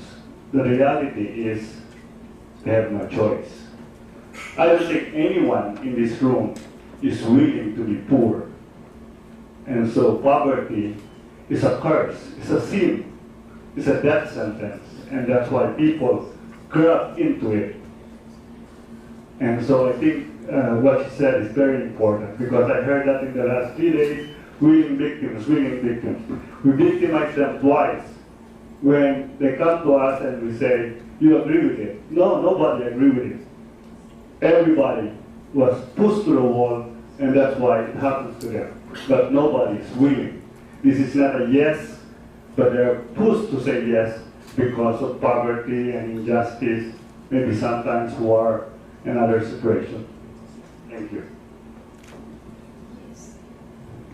And, will you respond? Or, okay. Okay, second. Okay, thanks, Chair. I want to clarify again that even I have some strong criticism to our government, but actually, however, we find a common goal with the government and everyone here. We want to eliminate the risks for the government and also for the business, for employers. So we won't be shamed to the international society. So the workers here, no matter what the nationality is, won't be abused. So there won't be human trafficking and forced labor and slavery. But it's still not a fact yet. So it's still very far from the fact. So I have a few questions and comments. The first is actually what we've heard and observed from the migrant fishermen in Taiwan is somewhat very similar to what Attorney Kim has reported earlier. It's very similar. Even he focused more on the distant waters, but we have both distant and coastal waters, and the situation is very bad. Lack of food, the very bad living condition, deduction of the salary, the verbal and physical abuse from the captain or the Taiwanese officers on the boat is very common, and no rescue system, and no check, no labor check, as also Ms. Chen also mentioned, and the connivance or the collaboration between the fishery agency and the fishing association is so rampant, and also relevant to the brokers, agencies. So we really need more forces, more powerful enforcement against the trafficking and slavery issues on the fishing industry. We have a long way to go.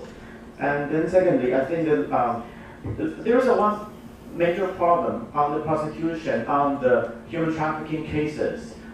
I mentioned briefly that it's becoming harder to identify any single victim for human trafficking.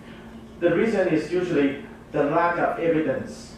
Sometimes the legal enforcement officers report it to their supervisor, and then the latter will tell them, "Oh no, it's only a labor dispute. There is not enough evidence." But I think that's a lack of consciousness on human trafficking or slavery or forced labor. Because these kind of crimes, one of the major features is the lack of concrete evidence. How can the victims offer enough evidence if they are not offered at all? How can they offer the times of the attendance on the ship when there's none? How can they offer the papers they signed when everything was taken by the brokers? How can they prove that? There's no way for them to prove. So they can only offer the evidence by their statements, by their oral or written statements, which on the other hand is a little bit weak by the legal requirements. And then I will also say that I will also urge the international society and also the government officials from other countries that I want to echo a little bit from what Professor Liu Huang mentioned earlier this morning, that the special situation of Taiwan. We're not a member of the UN, we're not a member of ILO, we're not a member of ASEAN. In these international mechanisms, you have many different kind of structure to focus on human trafficking, on the migrant workers, on human rights, but we are not a member of any of them. We can, however, we can urge the government to ratify the international conventions from Taiwan and make them as domestic laws. So we really urge the government to do it on one hand, and also we urge the government and also the CSO or NGOs in other countries to include Taiwan in this network. All of our migrant workers, or most, are from the ASEAN countries. So we really need more cooperation with the government and the NGOs with the country of origin, mostly from the ASEAN countries. Thank you very much.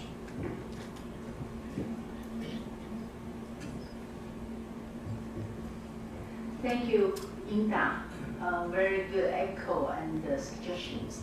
And the other over there? No? Okay, so we can respond with the two echoes. Okay. Do you want? Oh, you have? Okay.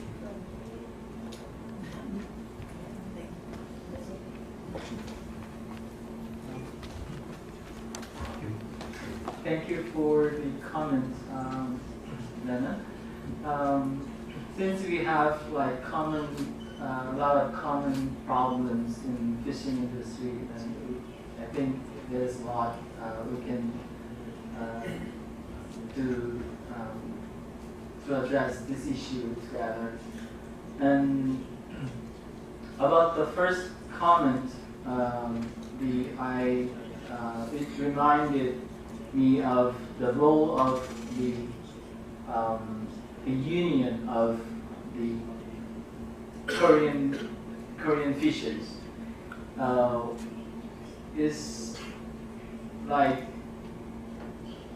It's almost impossible to expect them to support the rights of the migrant fishers because they are working, centered on their interests. For example, the minimum wage is supposed to be set on a regular basis by the agreement between the fishing companies and the union of Korean fishermen. And since the conflict, there's conflict between the conflict of interest between like union of Korean fishermen and migrant fishermen is kind of absurd to allow the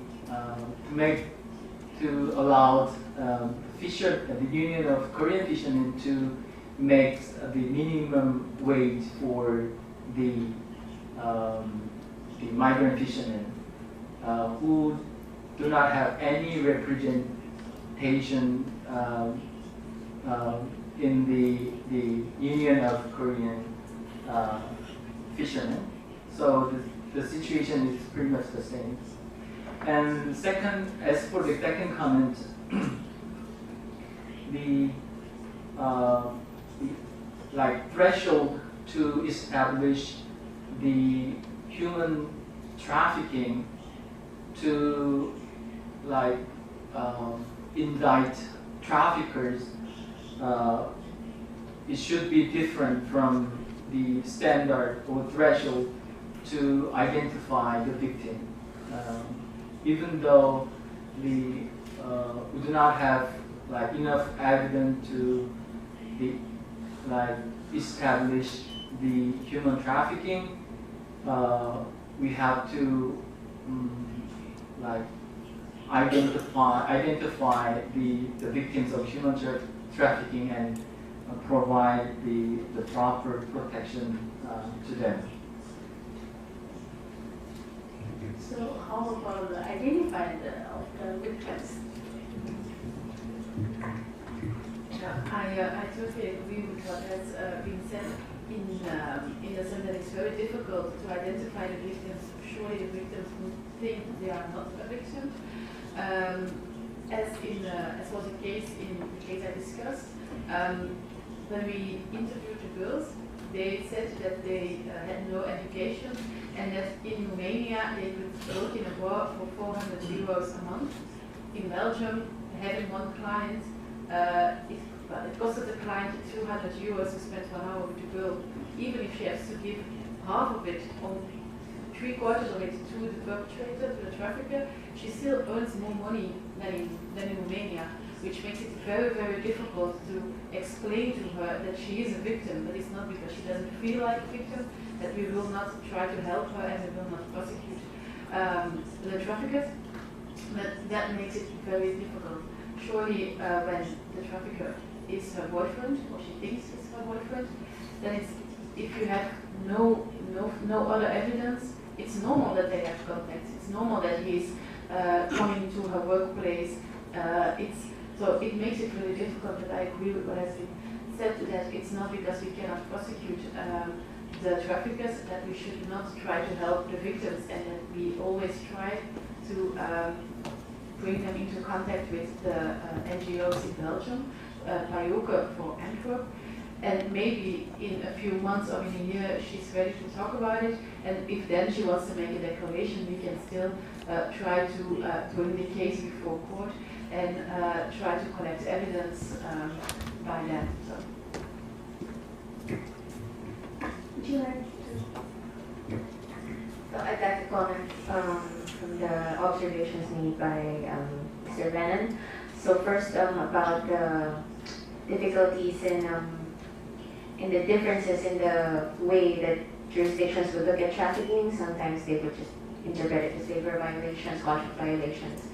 Well, while we do have the Palermo Protocol that provides the standard definition of trafficking, there's still, you have to consider that every jurisdiction will have their own domestic law that defines their trafficking, and much has been said about policy harmonization, and this can be taken care of maybe by inking bilateral agreements with countries that you feel that are most interested in that issue, that can be a solution that Taiwan can probably look into, given the challenges that they are not part of the whole diplomatic community.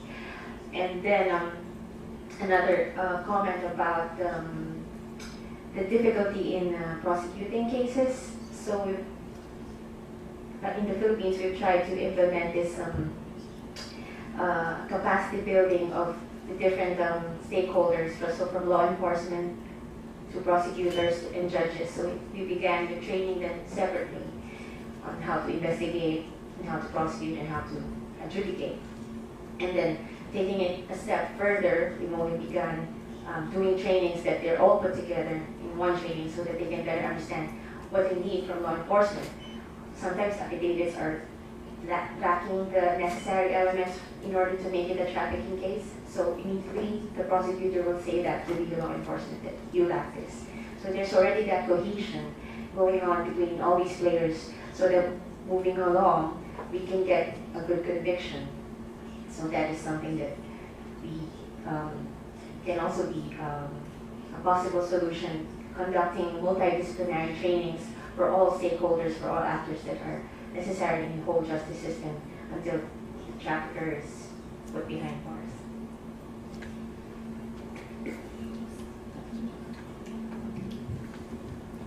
I just want to add, I thought of it while she was speaking, that for me it was logic, but maybe it was not so clear, that our federal police in Belgium, they have investigating units who only work trafficking and human smuggling cases. So if a victim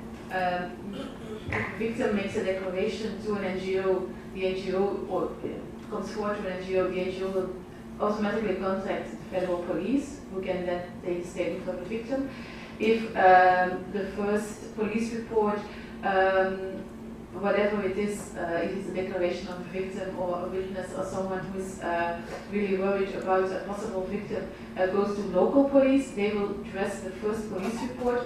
The police will send it to me, and I will always send it to the federal police, who is who's used to this kind of investigations and who also knows the difficulties in identifying victims and having victim cooperation. Okay. Wanda also talking about the CSO and the NGO, how to partner with the government. But we also see the very tension between two sides. So I would like to ask the Edie, so why is it important working with the government when we can go to the same goal?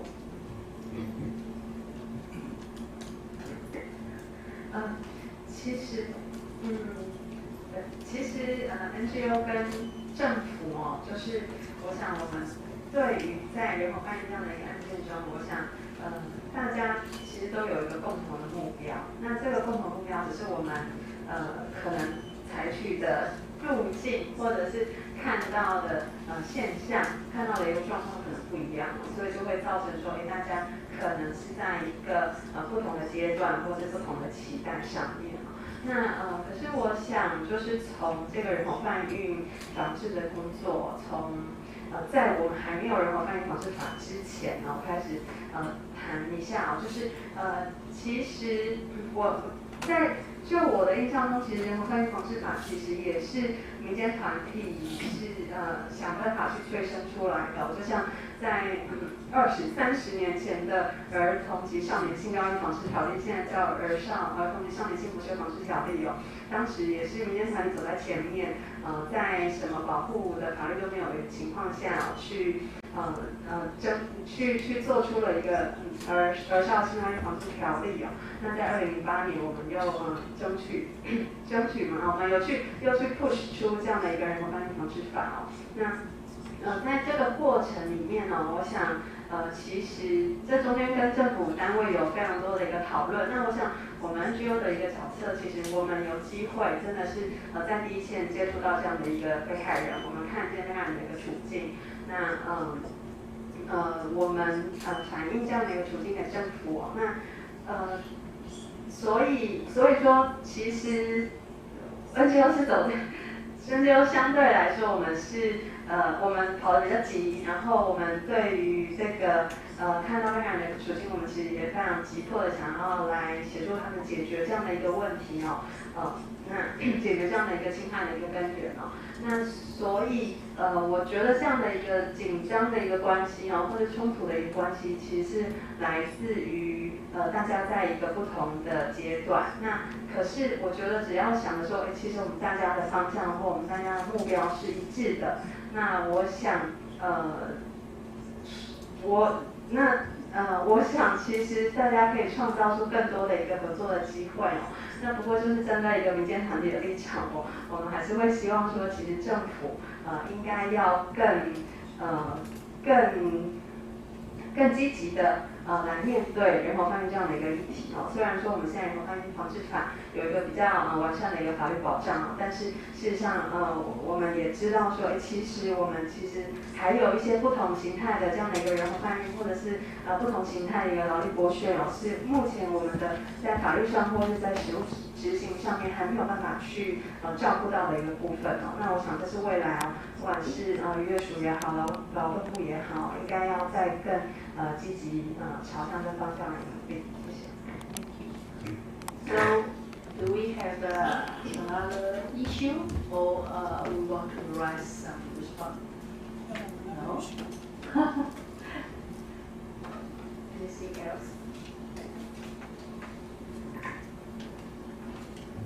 Okay, thank you. My name is Hang Dong and I'm from Vietnam. I would like to ask the experience from people in the conference and also for prosecutor L. Strat regarding the compensation for the victim. So in her presentation, we saw that the perpetrator have to pay a number of the fine. And I would like to ask whether that all the money go to the victims or not, and besides, does the government have any other kind of support for the victim, including the money and other kind of support? And also the legal execution of the judge or the court decision. Because sometime after the court has made the decision, but the actual enforcement of this decision is another issue. And also I would like to ask the experience, because in most of the case trafficking in Vietnam, the one who were arrested is only the recruiter, not the exploiter, because the exploiter are in other countries. So how can they request for the compensation for the victim? And in many cases, the recruiter are also very poor. And if they are sent to the prison, they have no other access to pay for the compensation for the victims. Thank you. Okay, I'll try to be clear on Belgian legislation. As for the fine, well, let's be. In this particular case, we have a house that is confiscated, but there was no money found at the moment of the house search, so we don't have actual money. If the fine is paid, it goes to the state, but the money that is confiscated, that can go to the victim. So if the victim asks for compensation, but there is no money, or we know that the chance that the perpetrator will pay is very low, then the money that has been confiscated, the court can decide that first the part that comes as a compensation to the victim goes to the victim, and that then what's left goes to the state. But we also have, once the victim has asked for compensation in court, but there's no money, so she has a judgment that stating that she has a right of a compensation of I don't know how many euros. There's difficult one to translate, but that's, in Belgium we have a fund for victims of violent crimes, something like that. And if you have this judgment stating that you have right of you are entitled to a compensation and the trafficker or the perpetrator, because it's for every violent crime, does not pay, then the government pays you. But actually, I must say, I don't really know the details. I think they pay a certain amount, it's limited to a certain amount of money, because the fund is, let's say, filled with money of people who are judged for violent crimes. So it's any crime with physical injuries. They are forced to pay, I think it's right now it's 25 euros to this fund. And this fund, so it's not unlimited, so they cannot pay the full amount that a victim has been entitled to by the judge, so has been given by the judge, because then the fund will be empty before we can repay all the victims. So there's a system. It's not perfect, but at least the victim has a right of a certain compensation. What I've heard from NGOs in Belgium working with the victims is that already the fact that the judge decides that they are a victim and they are entitled to a compensation, even if it's never paid, that already for them is, they are, I cannot say happy, but I cannot translate it better than that, but they are happy just to have the recognition of the fact that they are a victim. Of course, they'd like to be paid, but we all know that no money can ever redo or undo what's been done. So I think our system, although it's not perfect, it might be an answer to the victims right now. Okay, 1, 2, 3, okay. Just to add the UK approach to compensation. So the UK Modern Slavery Act includes reparation orders, where when criminals are convicted of human trafficking, modern slavery offences, the court can apply a reparation order so that the victim receives compensation. The challenge in practice is that there are very few, relatively few, modern slavery prosecutions that are brought, so the use of reparation orders is pretty limited. But there are also other routes to compensation victims can get, including through civil claims in courts. But again, the challenge with that is that a lot of victims, that takes time, and a lot of victims want to move on and they don't receive these claims. So it's possible, but it's challenging.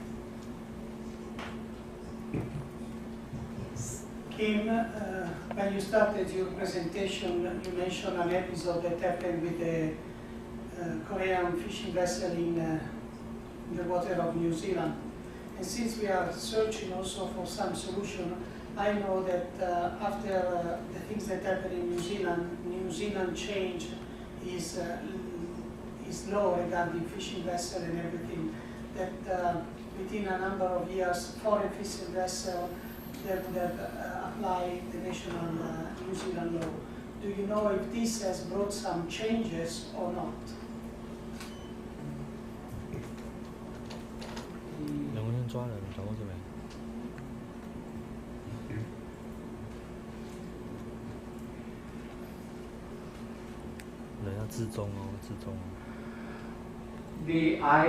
I heard that the deformation of law,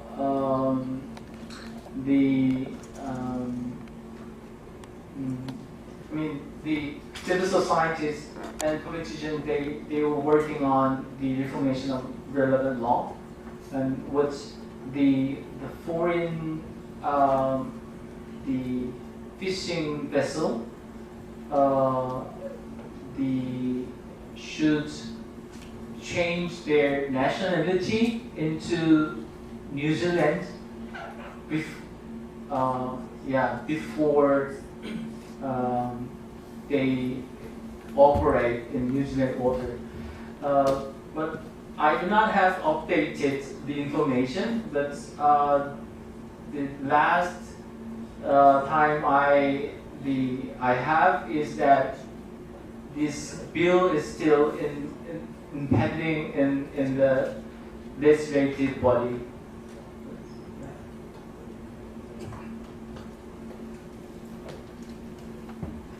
And third?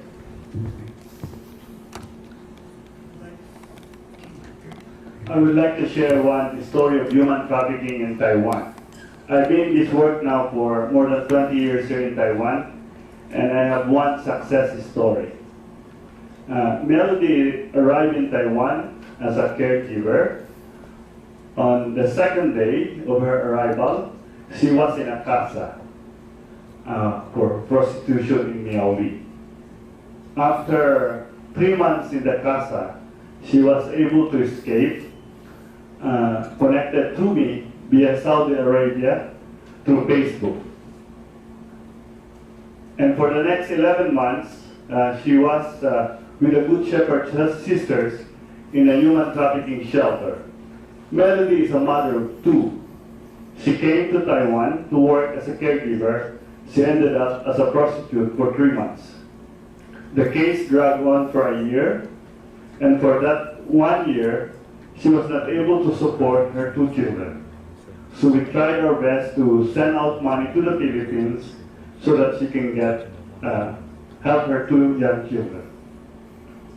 The court sentenced 3 people, broker and manager, and she was given the right to stay in Taiwan, a permanent residency, and a choice to change her name and her status. So that's a good thing in Taiwan. If your case will win in the court, you can get the residency in Taiwan. But unfortunately, 3 things happened while Melody was here. 1, the trauma. The trauma to her family in the Philippines and her trauma of 11 months in a shelter, isolated in the community for her protection. But the trauma of the children, that they think that they're always in danger and under surveillance of the gangster. 2, there was no financial support for her for that 1 year while her children was left behind in the Philippines. And the church, we work in the church in our shelter, can do only so little to help her family. And 3, the promise of a job, that she will get a job after she wins the case, never happened. So after 3 months of waiting for a job and a changed name in Taiwan, she decided to go home. Of course, when she went home, she's back to poverty. So I think again, in Taiwan, the human trafficking system, once persecuted, works well. But again, my success rate is 1 in the last 20 years, and only in this case of Melody. I have no successful case about the fishermen. Most of the fishermen that comes to our shelter ended up running away because after 3 months, 7 months, 8 months, 9 months of waiting for something to happen, they have the family to support, and they will decide to run away. And once they run away, then they become undocumented in Taiwan, and so they also become now a criminal that they need to be sent home, and the case are closed. So those are my statistics in Taiwan. Thank you. So I would like to know why she cannot get a new job, because she became a resident, right? Yes. Well, they said that they will help her get a job in a factory. But apparently waiting for 2 to 3 months to get a job, it never happened. Even with the support of the Ministry of Labor, of the Immigration of Taiwan, everybody is supporting her. But no job was offered. By the way, your group also helped me in this case. Yes. So still cannot get the job. Yeah, 3 months she was waiting for a job, but there was no offer of a job. So she finally said, "Father, I will go home. My children are waiting for me. I've been away for 16 months. And without financial support, what will happen to my mother and my 2 children?" So she finally decided to go out. We said, everybody said, "Don't go home, don't go home." The Good Shepherd, your group also said, "Don't go home." But again, a mother without a job, without money, she has no choice. So she gave up the ARC, the residency permit. By the way, the case happened in Miaoli, and she's in Taichung, and the offer was she can move between Taipei and Kaohsiung with a changed identity, changed name. But it did not work. Okay. In our foundation, we help they change the job. It's not very difficult. So I don't know what happened with her. Yeah. So we have to find out. Yes. So do we have 5 minutes? So we just have 5 minutes. I just feedback, a quick feedback from our Vietnamese friend. A case, the only case we know, the successful verdict of human trafficking case, a fisherman, a broker for the fisherman, and that's already the second time. But he was prosecuted. He was verdicted for only 5 months. I mentioned that earlier before. So he didn't go to the jail for any day. And for the justice for the victims, actually,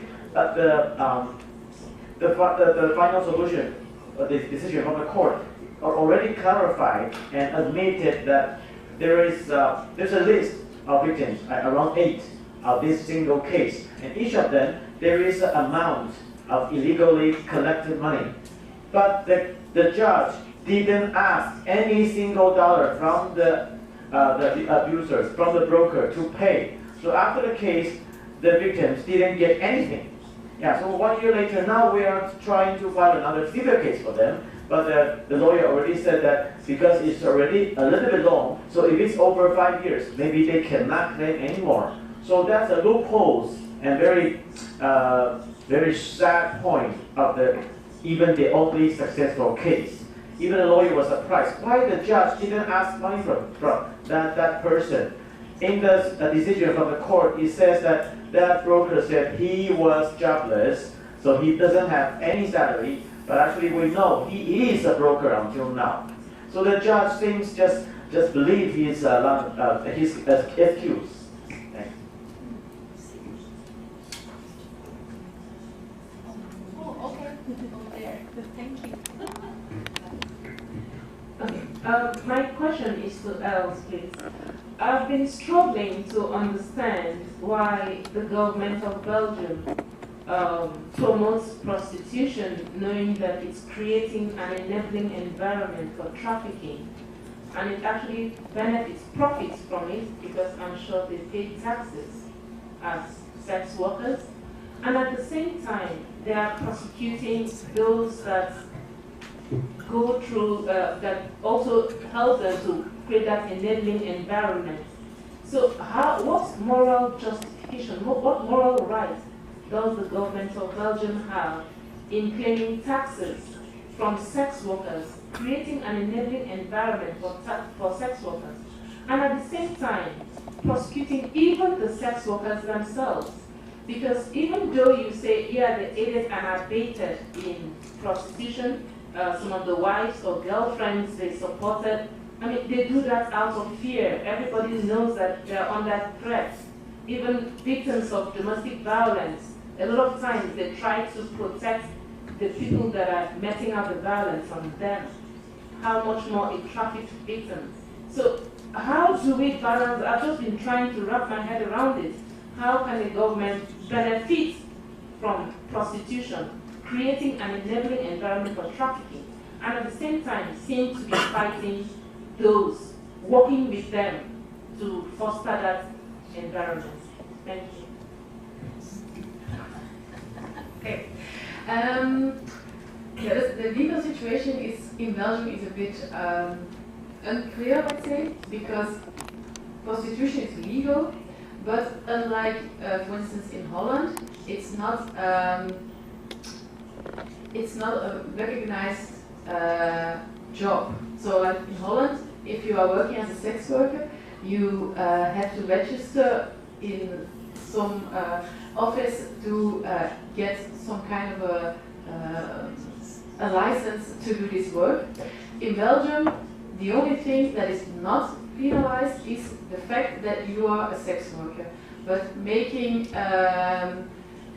even putting the advertisement online actually is punishable. We don't do it because making promotion for for prostitution is punishable. Of course, we do not prosecute everyone who's putting his advertisements online.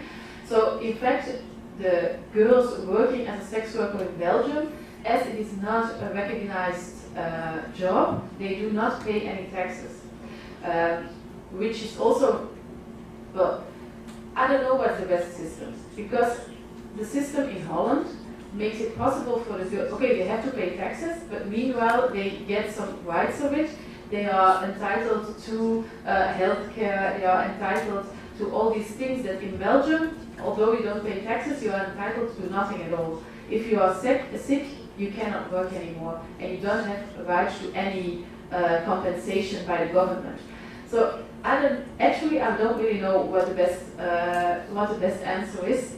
I think the advantage of legalizing prostitution is that you can regulate it as a government, and you can decide who can work on what conditions. And now in Belgium, it's really like a gray zone where no one really knows if what we do, how to regulate prostitution. Because I think it will happen. If it's legal or not, there will always be prostitution. So I completely understand your point of view, but I think we are still struggling with finding the right way. There's always been a strong lobby for really legalizing prostitution and making it possible to regulate it. There's also another lobby saying that we should absolutely not legalize prostitution. So I don't have the answer for that, sir. I think sex industry and combating human trafficking all are very difficult issue, and we also work for it. We want to stop the violence in the world. So because time's up, so right now we have to close it. And thank you everyone, and you joined this conference, and you speak out or you say something, suggestions. I think all are very important. Thank you. All right, thank you very much. Thank you, Maria, and all the stage. Give us very much insight and discussion. Thank you. 我们也谢谢我们现场所有朋友们在这2天会议的参与提出很多重要的建议。As I said, we have a group photo later, but before we take a group photo, I would like to invite the organizer and also the host to say a few words, say something to all of us. 我们在等一下大合照之前我想进行一个简单的闭幕式，为我们这2天的会议做一个总结。那我邀请到我们本次的主办单位，行内政部移民署呢组长黄丽玉黄组长上台跟我说几句话。Now I invite the Section Chief 黄丽玉 come up to stage to say something to all the participants and the audience. 我们掌声欢迎一下黄组长。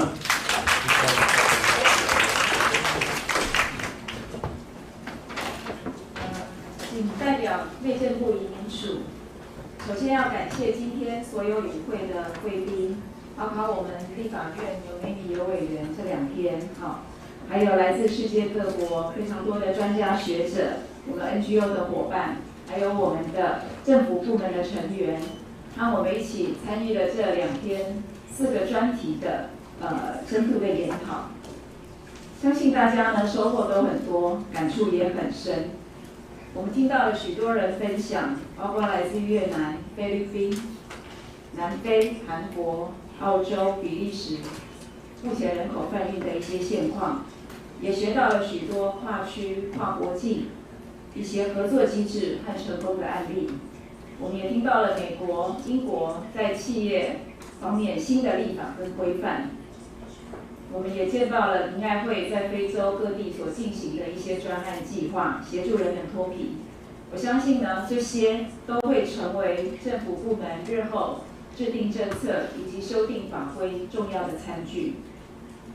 本次的研讨会呢，有许多来自国内的 NGO 伙伴，在这2天的会中呢，发出了许多的声音，我们听到了，尤其各位对于远洋渔工被剥削的问题非常的关切，我们也跟各位一样的急迫。行政院防治人口贩运协调会号其实对这个问题一直持续在关注，我们也有采取了许多的做法。但是我们相信政府做的还不够好。那在这样的情况之下，这也就是为什么我们希望借由今天这样一个国际工作坊搭建一个平台，能够听取来自各国不同的经验，让我们可以学习。我们希望进一步的也能够透过这个平台，和各国有一些的合作与交流，提升我们国家的防治成效。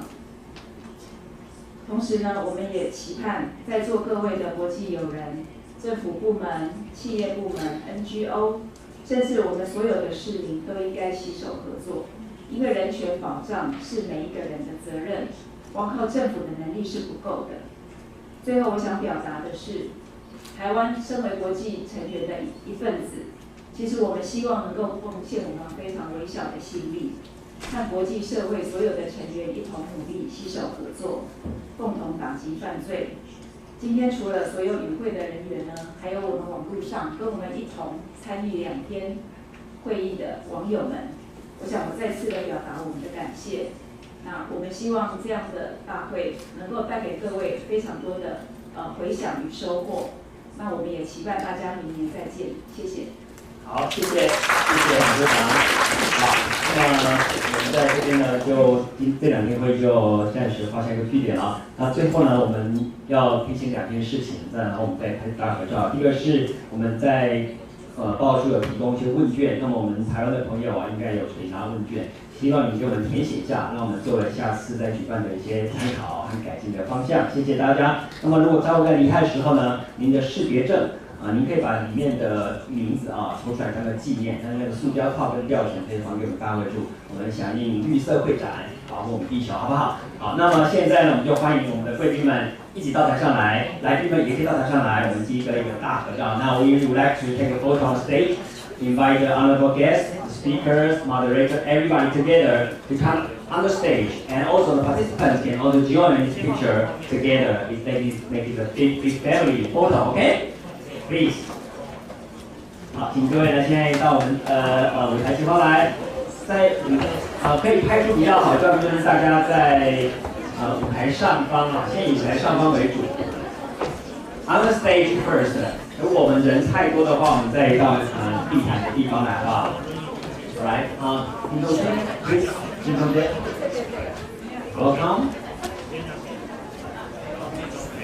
please on the stage。Okay, speaker, I would like to invite the speaker in the middle and moderator and the commentator today, yesterday, everybody. Would you mind? Please join us. 好，我们各个 NGO 的代表，还有各个部会的公务同仁，还有从学校来这边聆听的，请一起到前面来，我们欢迎大家一起参加。我们最后一个大合照，可以的，可以的。来，好，第一排先站好之后，我们其他的贵宾可以在第2排让他空隙，好不好？来 ，please come closer, everybody come closer。大家再靠近一点，好不好？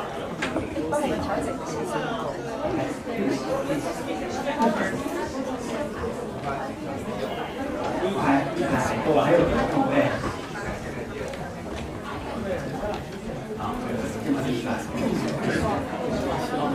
对，我们再靠近一点，然后后面的朋友们 ，everybody， alright， first row， 这要露出来，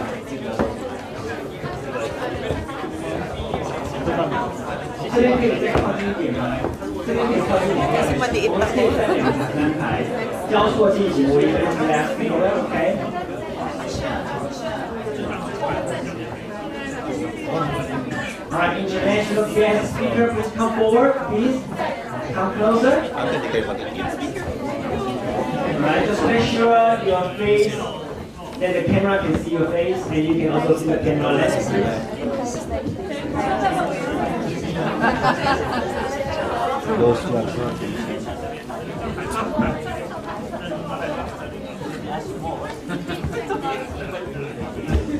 我们请摄影大哥看一下角度，如果要全景的话，我们看不到吧？高一点，然后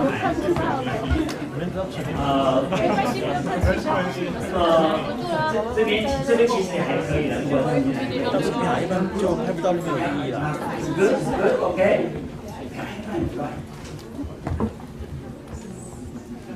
可以吗？摄影大哥，请喊个声音好不好？这样可不可以？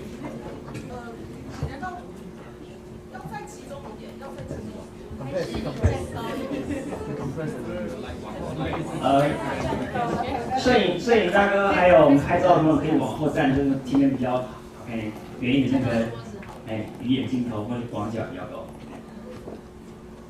Alright, we have several posture. One, the normal picture. Second, with thumbs up, and the sweetheart. We have several. Alright. The normal face. Okay, just smile. No more. Smile and normal face. Forward. 我们请摄影大哥来 3, 2, 1，好不好？好，把握。Okay, first posture, smile. 请看。Right, for better quality.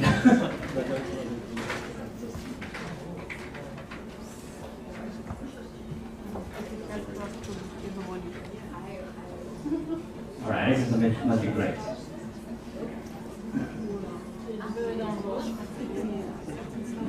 Alright, just relax right now and then hold her. Alright, okay, now the big camera. 2.